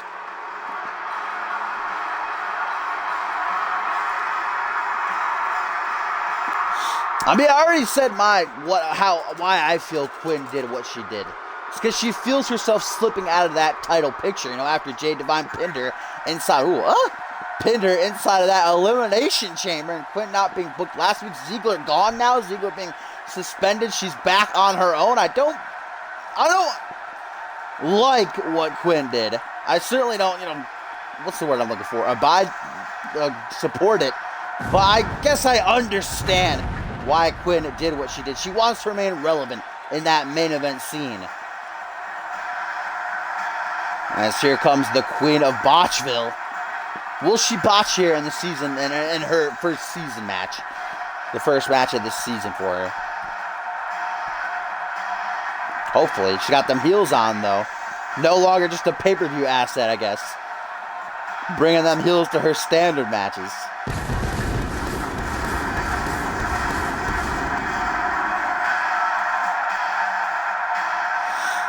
What up, Trouble? Quinn Bell ready to bury that young talent, boy. Void, though, looking mean as hell, I gotta say. She got that dank leather jacket as well, and the arms are cut off. It can't be danker than that, right? As the referee rings that bell. And Quinn just right out of the gate with a snapmare driver. Beating around the bush, wasting no time. As the mountainous man Diablo and his good pal Angelico ringside. Oh, combination of leg drops here. Oh, switched around too. I like that. I can dig that right there. As those heels are just dirty, man. That is some dirty tactics right there, wearing them heels to a regular-ass match. How is that allowed? Oh, yeah! Dragon! Diablo apparently not a big fan of dragon screws. It looks like as Void right out of the gate with a submission attempt here. And Quinn with that heel straight to the fucking eyeball. Rip in peace. Still to come here tonight, guys. Our main event. Gonna see a collision I am very much looking forward to between Billy Weaver and the undisputed champion, JustIN Sane. As Quinn Bell, goes for a high kick, but Void moves out of the way and runs right into a snap power slam. What up, Venom? My eye is so fucking itchy right now. A little bit of a twirl. Full cartwheel elbow drop. I think Diablo's praying right now. There was that missing component of heaven or hell. You got the good guy. You got the angel, Angelico. And then you got the evil, the bad guy, the not so nice, the dirty heel Diablo. You need the Void, the one in between, who's unbalanced neither side. Neither good nor evil, just nothing. There's Void here. She's getting her legs worked right now. Cover here, just a 1 count for Kitty Quinn Bell. As she's going to finish things off early. A couple of stiff elbows straight to the chest. My Halloween is quite spooky. It has been very spooky and scary. I'm streaming early because I don't want any fucking stupid ass kids to break down my fence and come into my door and get the dogs going crazy. We literally barricaded my fence so no kids would fucking come through because I ain't about that life. I bet you they will try anyway because they're stupid. Let's get an elbow drop from Void. Here's a tweet, guys, from Bob Luger of Genesis, who's apparently watching from home here, his rival show. And he says, so Valentine's missing from the show, huh? Hopefully he's spending all this time in the gym. He needs it.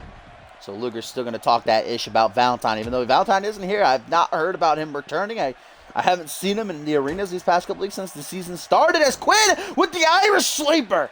Gonna catch Void from behind. The arms are flailing. She's gonna tap out or is she gonna go to sleep? The referee there to see what goes down. Oh, counters this Void with a jawbreaker. That was nasty. Grabbing at her head, trying to breathe, gasping for air. Uranagi slam. And now Diablo's loving it. He's all about this life. Stink of pumpkins, huh?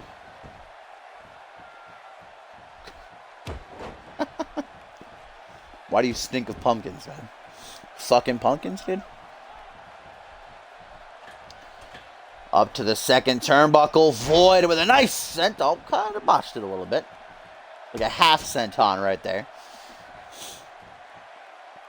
Remember, guys, CyberSlam is just 2 weeks away now. The voice of the people will be heard. Every single match will have a stipulation attack, some sort of poll attached to it that you can vote on. If you're a member of the website at communityuniverse.4emotion.com, you can sign up and vote your heart out. We already have 2 pulls up. It's going to spear there from Void into the pin. She took a little bit of time taunting, though, and that might have cost her, as only a 2 count.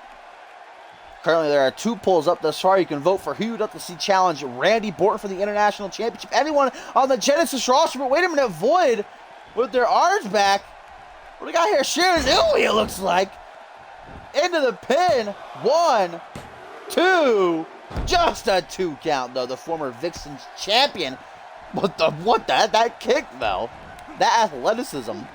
You just bring your fucking leg up over her head like that. Smash it. Damn, that was nice. Again, we talk about the respect that's been shown always between Kitty Quinn Bell and Jay Divine leading up to their Ascendance match. They got match of the night, proving that the Vixens can be just as good or even better than the men. The Vixens match actually got match of the week this week, too. The Megan Cooper-Amber Briggs match from last week's show, the season premiere. But Jay Divine dethroning Quinn Bell. You gotta just assume, even if Kitty Quinn Bell said otherwise, that there was some salt there about that. As we get a lateral press and then losing in the Elimination Chamber. It's boiling up over time, I feel like. Again, we haven't heard from either gal about what went down, but hopefully we'll get something out of them soon, as Quinn Bell's trying desperately to get this win, but Void's taking it to her. Not going down easy. Women are good. Nice knee to the head, gonna stagger Void, but Quinn out of the corner gets caught with a snapmare. A couple of these elbows to the chest. At least none of the managers have interfered here tonight. And Diablo and Angelico just seem to be watching on here for their pals. When did women get good? With that modified Falcon arrow, barely able to hold her up there. Almost dropped her for a second. Rip Quinn. As Void now with a springboard moonsault. Beautiful flying through the air. Wow! Uh-oh. Void in the corner, guys! Let's add a hellacious screech. Knee right to the face. And that seems to take it out of Void, though. Not used to sprinting, that short little jog. Just knocked the wind out of her. Oh, look at that open. Look at Quinn Bell, man. Amazes me every time she's in that ring. Oh, little that kiss is for me. I'm going to catch it. Even though she sent it the other way, it's coming my way. Don't worry about it. Because now she's going to work on that arm a little bit here. I always use my hands instead of a scoop, dude. I read that tweet literally like 10 minutes ago, Batman. Oh, the pants were already off to the start of the show, to be honest, but damn, those headbutts. 4 in a row trying to crack that coconut as Quinn Bell lifts her to her feet, getting out that golden shovel, borrowing it from Randy Borton here. Oh, might be going for her Saved by the Bell. Oh my God, that slap. Puts her up on the top rope. What the hell? That was that slap, though, dude. And what is this? Double knees to the midsection. Oh my God, that slap might have been enough, to be honest. 1, 2, just a 2 count, though. Void able to kick out of that one. That was nasty, man. Kobayashi's on Genesis, Tomcat. Unless you're talking about Kobayashi in the chat, who was here a couple minutes ago. Maybe he might be gone now. As Quinn's going to work on the other arm, the double knees to the midsection. Certainly did a number here on Void. And Quinn just trying to keep up while she can. She got nice coconuts. That spinning leg drop. Going to try for the pin again. Middle of the ring. 1, 2. But just a 2 count produced. As Quinn Bell looks into the eyes of Angelico and Diablo. Making sure they don't try anything here. Wipes the sweat from her face. Quinn Bell can go with the best of them. As she's going to send out another little kiss there to her thousands upon thousands of fans. Her residents of Botchville. As she looks for the botch punch, countered by Void, though. Took too much time pandering to the audience here. Might just counter the counter to counter the counter. Maury, 1999. Irish whip off the ropes. Leapfrog, another leapfrog. Oh, what a spinning back elbow. What a combination. Quinn Bell's not done. Spins her around, locking in the Irish sleeper again, perhaps. Nope. Teasing us a little bit. It's a Russian leg sweep. Ooh, it pops up nice. Oh, a little bit of a stance. All right. Get that quick little picture for the second turnbuckle now. What a match this has been thus far. Again, taunting. She just loves blowing out kisses. They're all for me. As Void's back to her feet. Oh my God! Powerbomb by Void. What a beautiful counter. Diablo jumping up and down like a kid in a candy store. Oh, Quinn might have just fucked herself over with that. Takes too much time taunting. Out of the corner, Void a second time with this knee strike. Right to the jaw.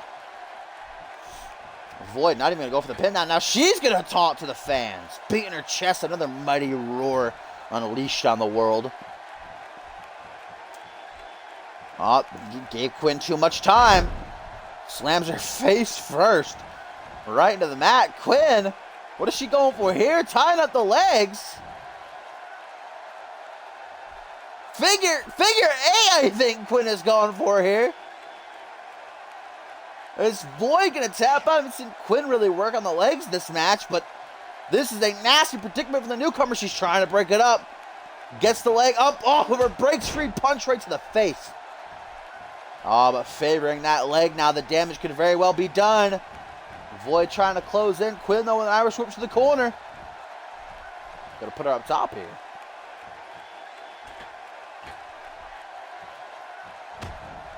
Oh, but Void off the top rope with the counter. No! She botched whatever that was. I think she's trying to go for a thigh slap. Definitely botched it. Still did the damage, but she's out herself, struggling to get to her feet. Quinn Bell and La La Land here. She's going to try to make it to the ropes, use them to help herself up. No, she's on her knees now, but here comes Void. Back to her feet first. What a roll! We got here. Irish Curse! The only Irish-born vixen on the roster now, Rip Danielle Ward. As she's put in the corner once again, she better not go for those double knees to the midsection. I don't think Void can survive. Oh! Saved by the bell, baby! And now Quinn in the corner. She's tired, can barely stand. And now sizing up, going to try for the botchplex one more time, baby! Botchplex inbound. Floors her. 1, 2. JustIN, what? Void able to kick out of the botchplex. People just straight no-selling tonight. Like it ain't no thing but a chicken wang. Jawbreaker there by Void. Met with a hellacious slap up against the ropes now. 1999 up in here, but Maury's not here to help me.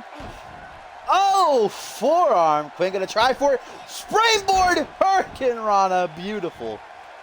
Back and forth right there. Quinn's had just about enough, I think. As she goes for this snapmare. Those long legs wrapping around the head of Void and a couple of elbows. Grabs her by the hair on her head, lifts her to her feet. Quinn Bell gonna go for an Irish sleeper. Countered though by Void. And now Void kicks to the midsection. What do we got here? What the fuck was that? Pump handle toss, I guess. That was real sloppy. Oh, a third time out of the corner. Quinn eats this knee. Look at her. Bam! Close range, too. And she is out, baby. It's going to take some time to taunt, though. Void not worrying about getting the pin just yet. Oh, not a Muda lock. Not a Muda lock. I don't think Quinn can survive this. Muda lock cinched in. Quinn's got a tap. She's got a tap. That is locked in tight. And Quinn taps out to the Muda lock. Why did Diablo just attack Angelico? I don't know what was about to happen there, but a Muda lock in the middle of the ring. Nowhere for Quinn to go. And the Queen of Botchville forced to submit. What a matchup. Quinn Bell not able to pick up that victory, though, in her season debut. Diablo got so excited, he attacked Angelico there. 10 out of 10. Too good.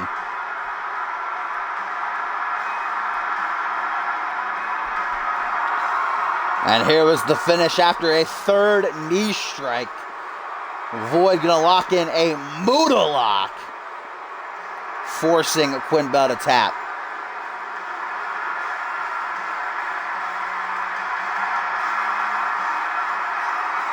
She got a good bun.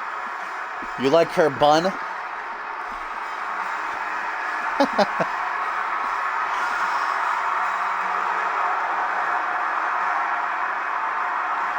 Diablo apologizing to Angelico ringside.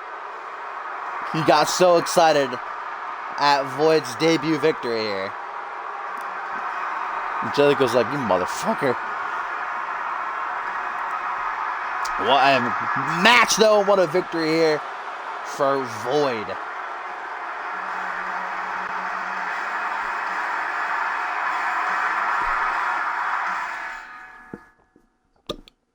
Quinn Bell was the only person to get a submission victory last year. And now she's the first Vixen to tap out this season. Oh, the odds. The night of managers, ladies and gentlemen. The night of managers. Ban yourself, Porton. Ban yourself. And here we go, ladies and gentlemen. Co-main event of the evening coming our way. It's time to see prime time. Pierre Thompson back at it again, as he'll be taking on the debuting Anderson Rex, flanked by his boys, the Hellhounds, Dallas Chandler and Gabriel Scott, who failed to pick up a victory in their debut last week against the Black Strike Renegades. And Pierre Thompson cleared by the medical crew after that hellacious backstage brawl he got into with Xander Slate last week, and Slate getting the last laugh in that situation. The referees having to push him back, keep him back after hitting a Slate walk slam on the cold concrete. But Pierre's okay. He didn't suffer any serious injuries except to his ego, I'd have to imagine. But a little bit later on in the show, Xander Slate, in an interview, said he is done with Pierre Thompson. He was pissed off, saying, instead of competing in front of the thousands upon thousands of my fans who paid to see solely me, I had to brawl like a common thug backstage with someone I'm surprised even has a job still on the roster. And Xander saying, I can't be on the same roster as this guy anymore, making my blood boil. And certainly that bad blood has reached a boiling point between these two. It's only a matter of time before something really bad happens. So Johnny Sampson, I'm afraid, has got to do something in this situation. Hopefully Xander Slate. I didn't get any reports of him arriving to the arena tonight, so hopefully he just stays out of this, and we'll see if Pierre Thompson get that victory here.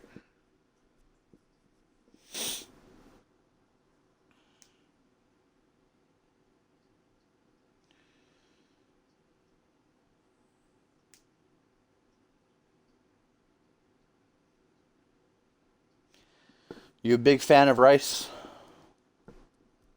How much do you like rice on a scale of 1 to 10? That's the question.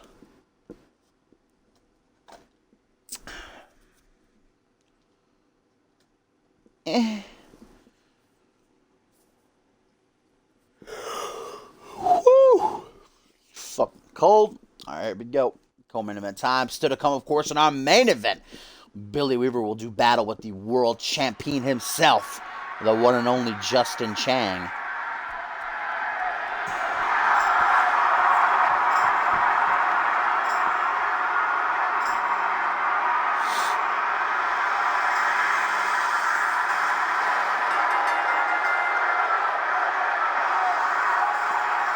Dallas Chandler coming in from the left there. You see Anderson Rex out front, flanked by Gabriel Scott, forming the Hellhounds. This is Rex in action.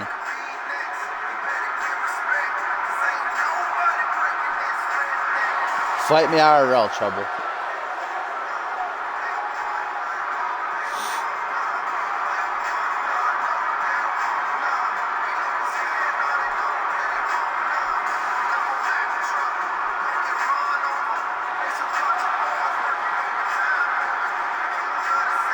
Anderson Rex, first impressions, looks like a pretty big guy. Pierre Thompson, though, not exactly your average-sized man himself. Pierre Thompson, I'm going to assume, is just about as fed up with Xander Slate as Slate is with him after being cheated time and time and time and time again by the OG Dirty Heel. Had the season finale ruined for him. Thanks to Slate.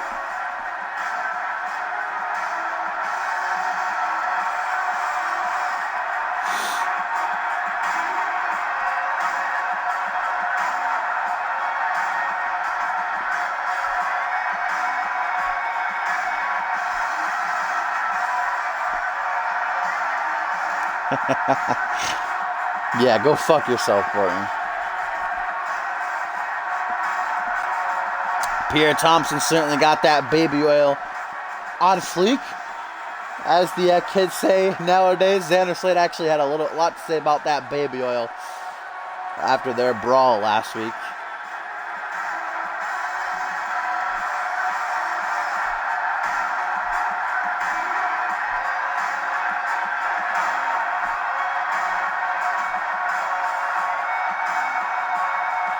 Pierre Thompson looking for that victory and his first match of the season.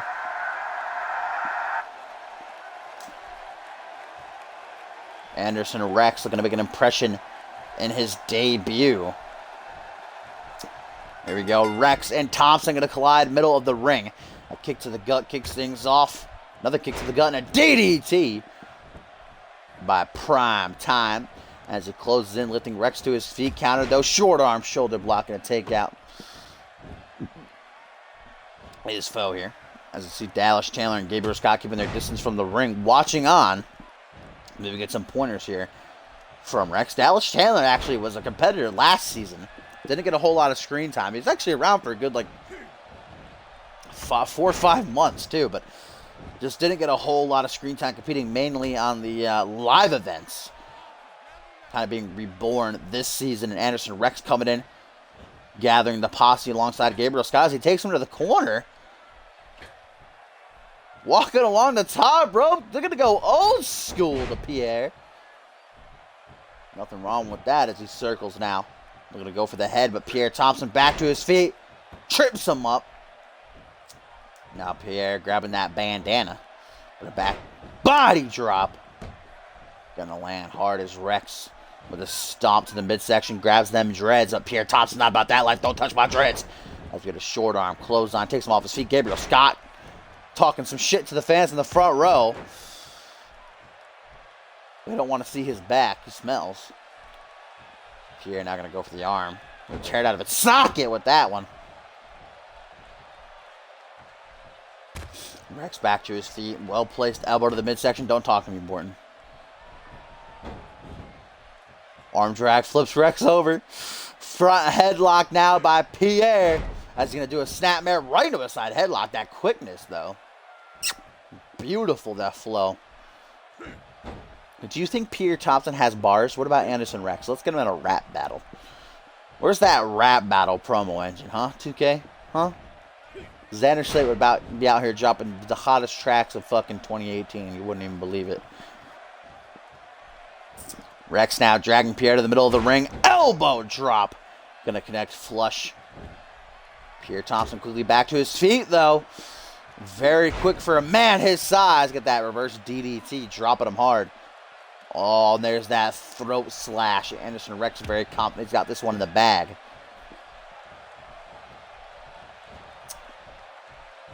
Walks to the middle of the ring, and that sit out sidewalk slam. Rex with a K, though. Oh, look at to fuck his ass and make him humble, baby. Locking in this camel clutch. Looks like he might be breaking the eyes, too. Ref, come on. John Cone, man. Gotta hire new refs. Just stopping on the quad forward, lifting him up. Oh, right down onto the knee. Absolutely devastating. Now a couple of elbows rain down to the temple as those big legs lock him in place. Anderson Rex taking a beating right now as Dallas Chandler, that man bun and toe flex and drop. Shows them muscles. Them big old biceps, them pythons, baby. You'll break his. How do you break a bandana? That's my question. That's what I want to know. As Anderson Rex in the corner saying, bring it on, big boy. Oh! Slate walk slam. All right, Pierre, I see you. I see you, kid. All right. I'm a good friend of Xander. I'll let him know. I'll let him know about that gimmick infringement, all right? Oh, but Pierre doesn't really seem to care. As he's sizing up, Anderson Rex looking for the highlight. But Rex with a clap to the temples, able to save himself. Oh, and again, oh, look at those. Look at that fucking bicep, baby. Drops him right down onto the chest. I could stare at Pierre Thompson's biceps all day to get that Hollywood of Honor stump puller. I always get them mixed up. I think that was a rope break, though. John Cone's got that keen eyesight this time, huh? Oh, a third flexion drop. Yes, yes, give it to me.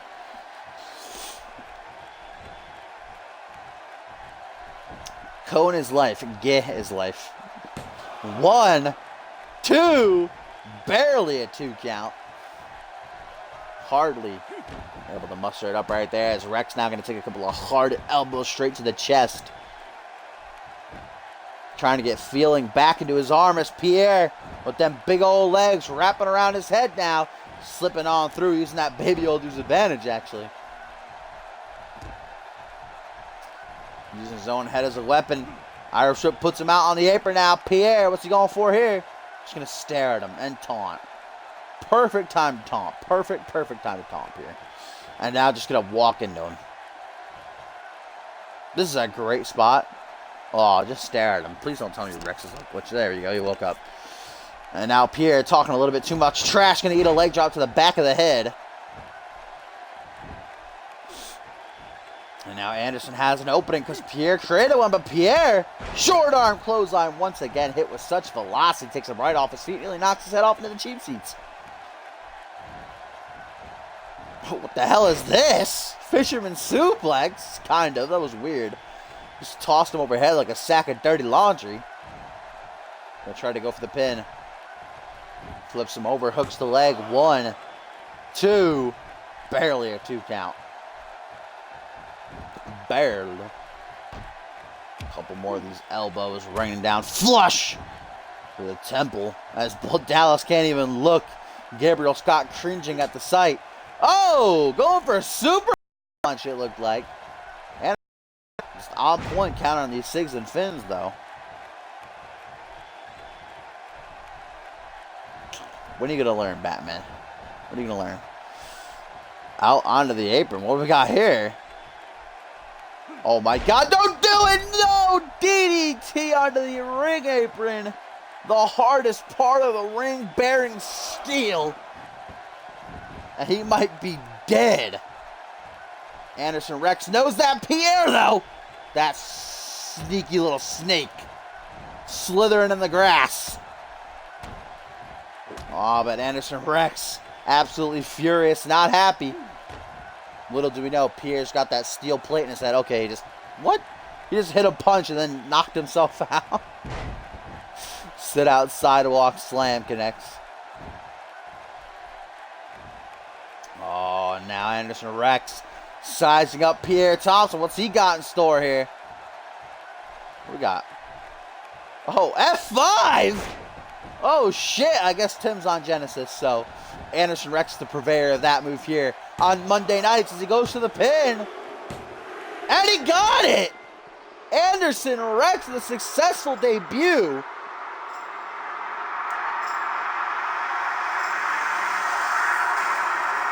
What a win for Rex. Like I said, he got those key reversals countering Pierre's spin attempt and then the Superman punch attempt.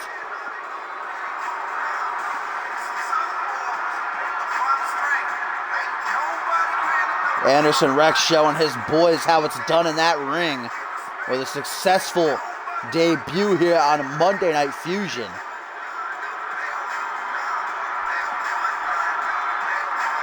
Good match.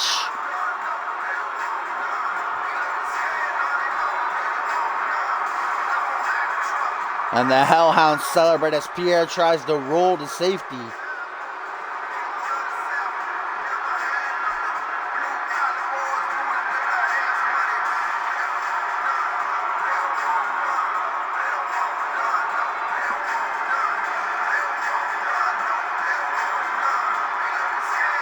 And there stands the Hellhounds. Anderson Rex with that big win, taking down Primetime. And now, my friends, it is a main event time. Speaking of the Primetime slot here.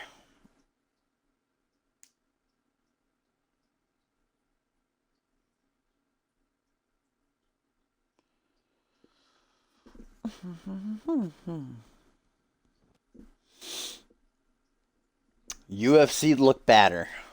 Huh. Does it? Here we go, folks. Main event time. Billy Weaver slotted up twice, back to back. Showcase and headlining the cards. As this time around, after just so close capturing that Anarchy Championship, almost many think, and especially himself, defeating Chris Andrews.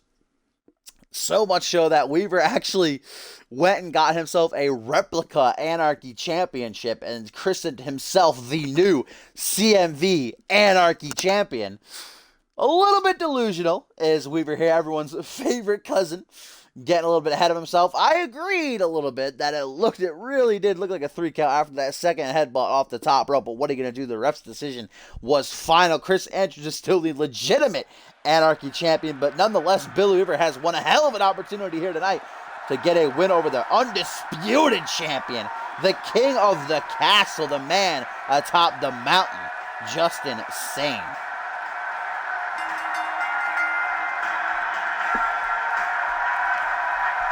And JustIN Sane just 2 weeks away from defending his undisputed title against Chris Andrews. After Andrews, of course, won the Fusion Elimination Chamber match at Exodus. But Chris Andrews earlier tonight at the top of the show attacking Parker. It seems like things aren't done between those two. It seems like he's more preoccupied with Parker than with JustIN Sane, and that is a mistake. Because the last time Chris Andrews and JustIN Sane went one-on-one, I believe Chris Andrews was in the right mind, was focused, and he lost. And now, so much going on with the Bloody Bird, he's so distracted. And he's got the match of his life, of his career coming up against this man. How many balls did this game suck? That's the question. And here's a tweet from Chris Andrews, guys. He says, "Stop playing with toy belts, Billy. The real champ holds the real Anarchy title." Nothing to say about what he did to Parker earlier. So I don't really think we need an explanation. We know why he did that to Parker.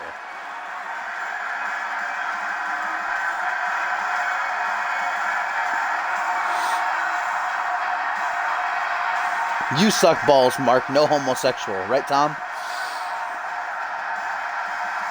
Here comes the man, the myth, the legend. JustIN Sane on his 4th record-setting reign as world champion, going on 3 months.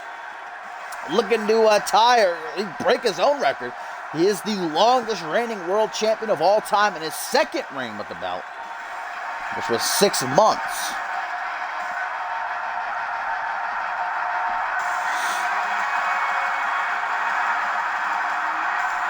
JustIN Sane has hung with the best of them. He's beaten the best of them. Takes on all comers. Look at what happened last week to Jay Davis. Got his teeth knocked down his throat and is considering retiring because of it. That's what JustIN Sane does to a man. So here comes the self-proclaimed Anarchy Champion taking on the undisputed champion here on our main event tonight, as Billy immediately going to catch a shin to the face right out of the gate.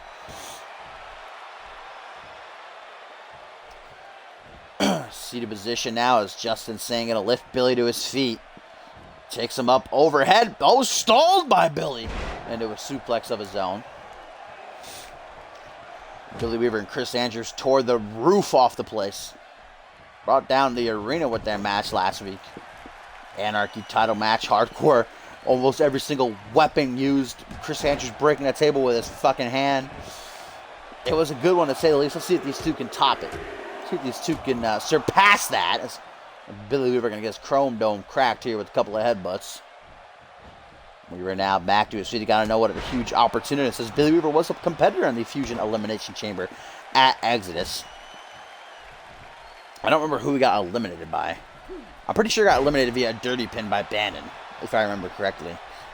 So he was kind of cheated out of that one. Might have to some beef to take up with Bannon, but he seems really riled up about Jacob Ziegler still. I don't blame him after what Ziegler did following the chamber match, of course, brutally beat down not only Weaver, but also General Manager Johnny Simpson with that Dragon Scudder.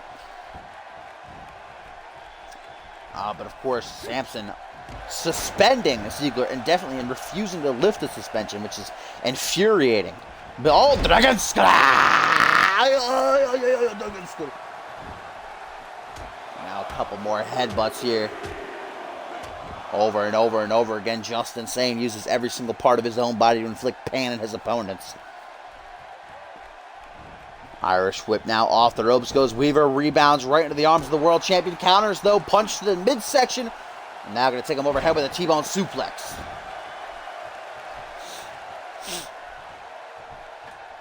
Weaver to the second turnbuckle now.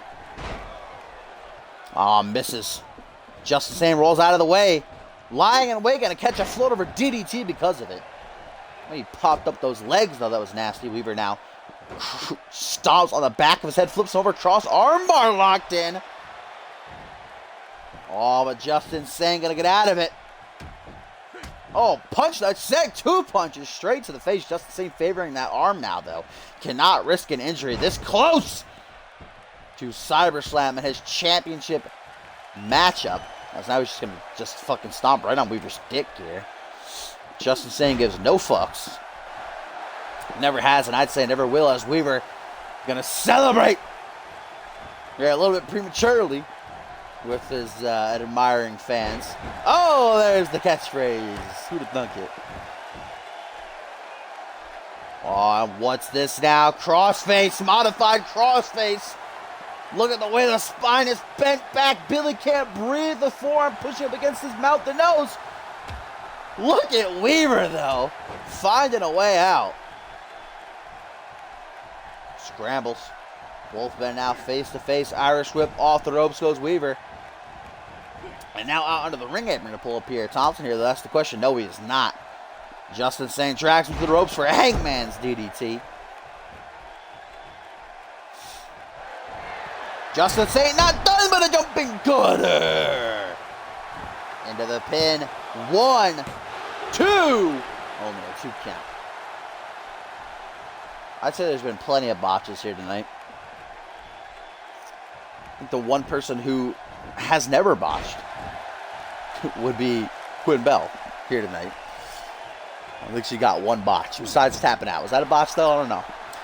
That wasn't in the script, Quinn. You weren't supposed to tap. As Billy Weaver now with those rapid fire back elbows, bam, bam, again and again and again and again, trying to crack that jaw with the plastic face mask. Might have protected him a little bit from the harshest of those blows. Now going to stop on Mudhole, and how about a couple of middle fingers? Billy gives no fucks. We're finishing it off with one more final emphatic stomp to the chest. Weaver now puts him in the other corner. Billy not a stupid man. Making sure, approaching him cautiously, but still eats the boot to the face. What a punch. What a punch. What a punch. Busts JustIN Sane wide open. Just hit like every turnbuckle on the way down. Bam, bam, bam. Now going to go for the pin. 1. Just a 1 count. If there's anything Rex Tarter, oh my God. Rex retarded. If there's anything Rex Carter ever taught Billy Weaver, it's to pin every chance you get. JustIN Sane now back to his feet. Drags him off towards the middle of the ring. JustIN Sane, double leg drop. Looks like it hit him in the chest more so. JustIN's got those really long legs. As Weaver looks a little bit limp. His body's lifeless, or maybe not. He comes back, stalling the suplex a second time. And getting off with one of his own as the blood trickles down the forehead of JustIN Sane. And JustIN Sane going to hook the leg now. 1, 2. Oh, not even a 2 count. 1.99999. Do you want me to pretend like I'm Cop Topher for you? If Cop were here now, he'd say, "Where are JustIN Sane's tattoos?" There you go. See? I got that impression on point. As Weaver, we're going to keep up the attack. Oh, grabbing at his head. Weaver's had a history of concussions in the past, remember. Suffered a couple of them in Season 3. Sane gonna try for this deadlift suplex a third time, and once more countered by Billy Weaver. If I were JustIN Sane, I'd probably stop going for that. So it's certainly been a night of upsets, with Anderson Rex just defeating Pierre Thompson, Void tapping out Quinn Bell. Could Billy Weaver score one as well? Make it a trio here tonight. Hooks the leg, one.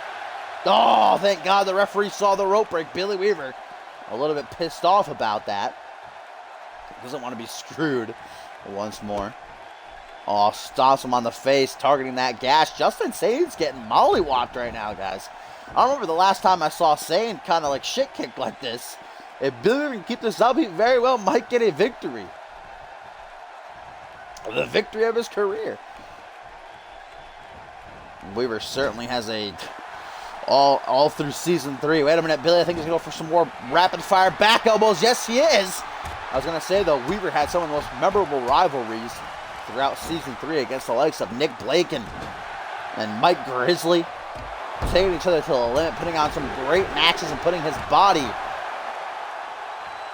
on the line for it. Again with that combination of mudhole stops into the pin. One. Oh, the referee sees the rope break again, though, and Weaver's getting a little bit pissed here. Oh, Weaver to the top. Weaver to the top. Gonna try for that diving headbutt. But JustIN Sane with a super kick. The Dream Crusher connects flush. Weaver takes the risk and it backfires. Ref. 1, 2, 3.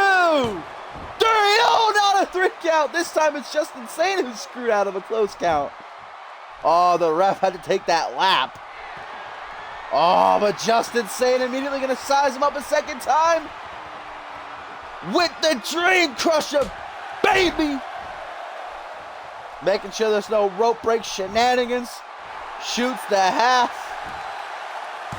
1, 2, 3, and JustIN Sane gets the win.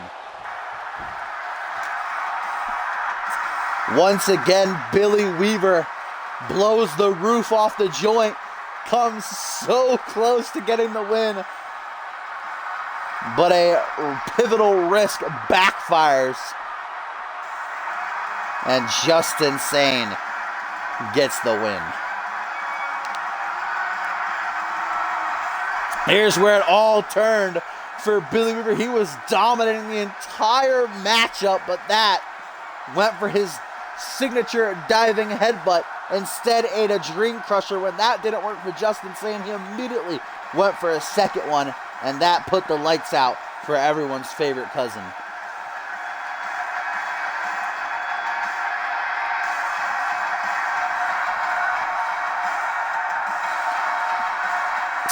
Billy, we're going to go rush to buy a replica CMV world title after tonight.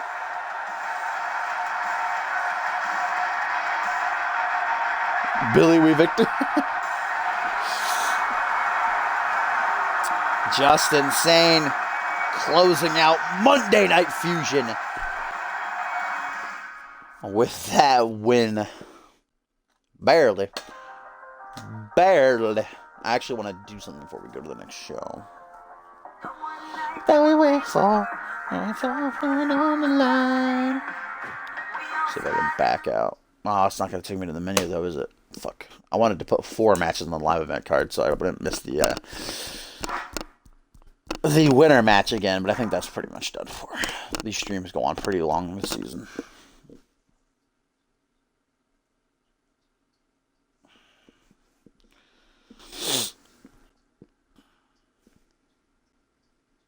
Oh, yes, I can. There we go. Billy Weaver.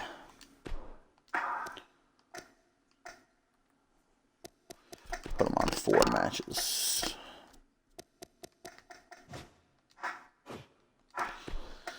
Alright. Oh, we got news. Void defeated Quinn Bell, earning a huge upset victory, and Fury has suffered a minor injury due to her match, or during her match, although doctors have cleared her to continue competing. So doctors still clearing her despite she's got another injury now. I'm going to say it's torso. That'll be my guess.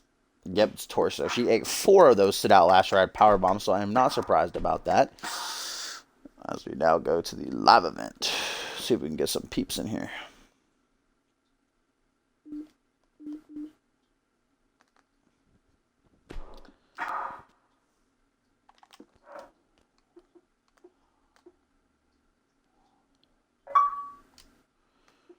I'd be the champion inside.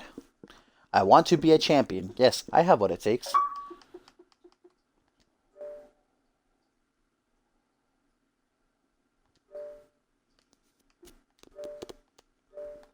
I'll just join old Timmy Boy's party.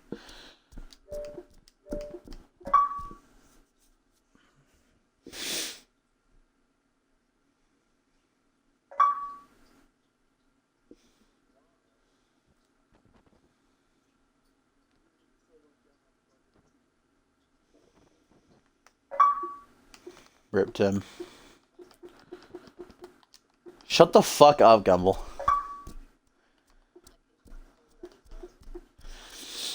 I hope Reese gets fucking lost in the backstage area again.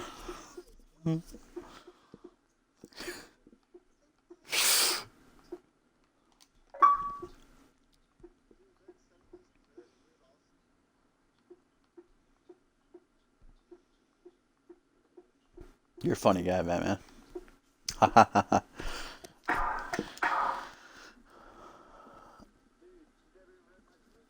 I did read your tweet like an hour ago at this point. You did not read my tweet.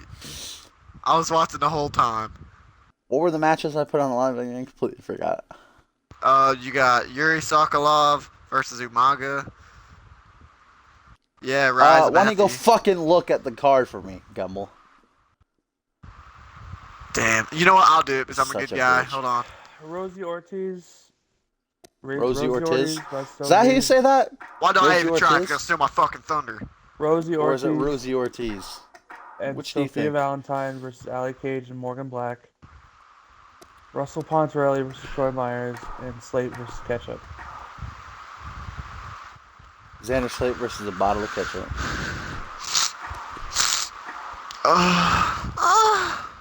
Do you have any other guys on Fusion besides Billy? Don't ask me questions. Yeah, dude. Yeah. I didn't say no. Book them.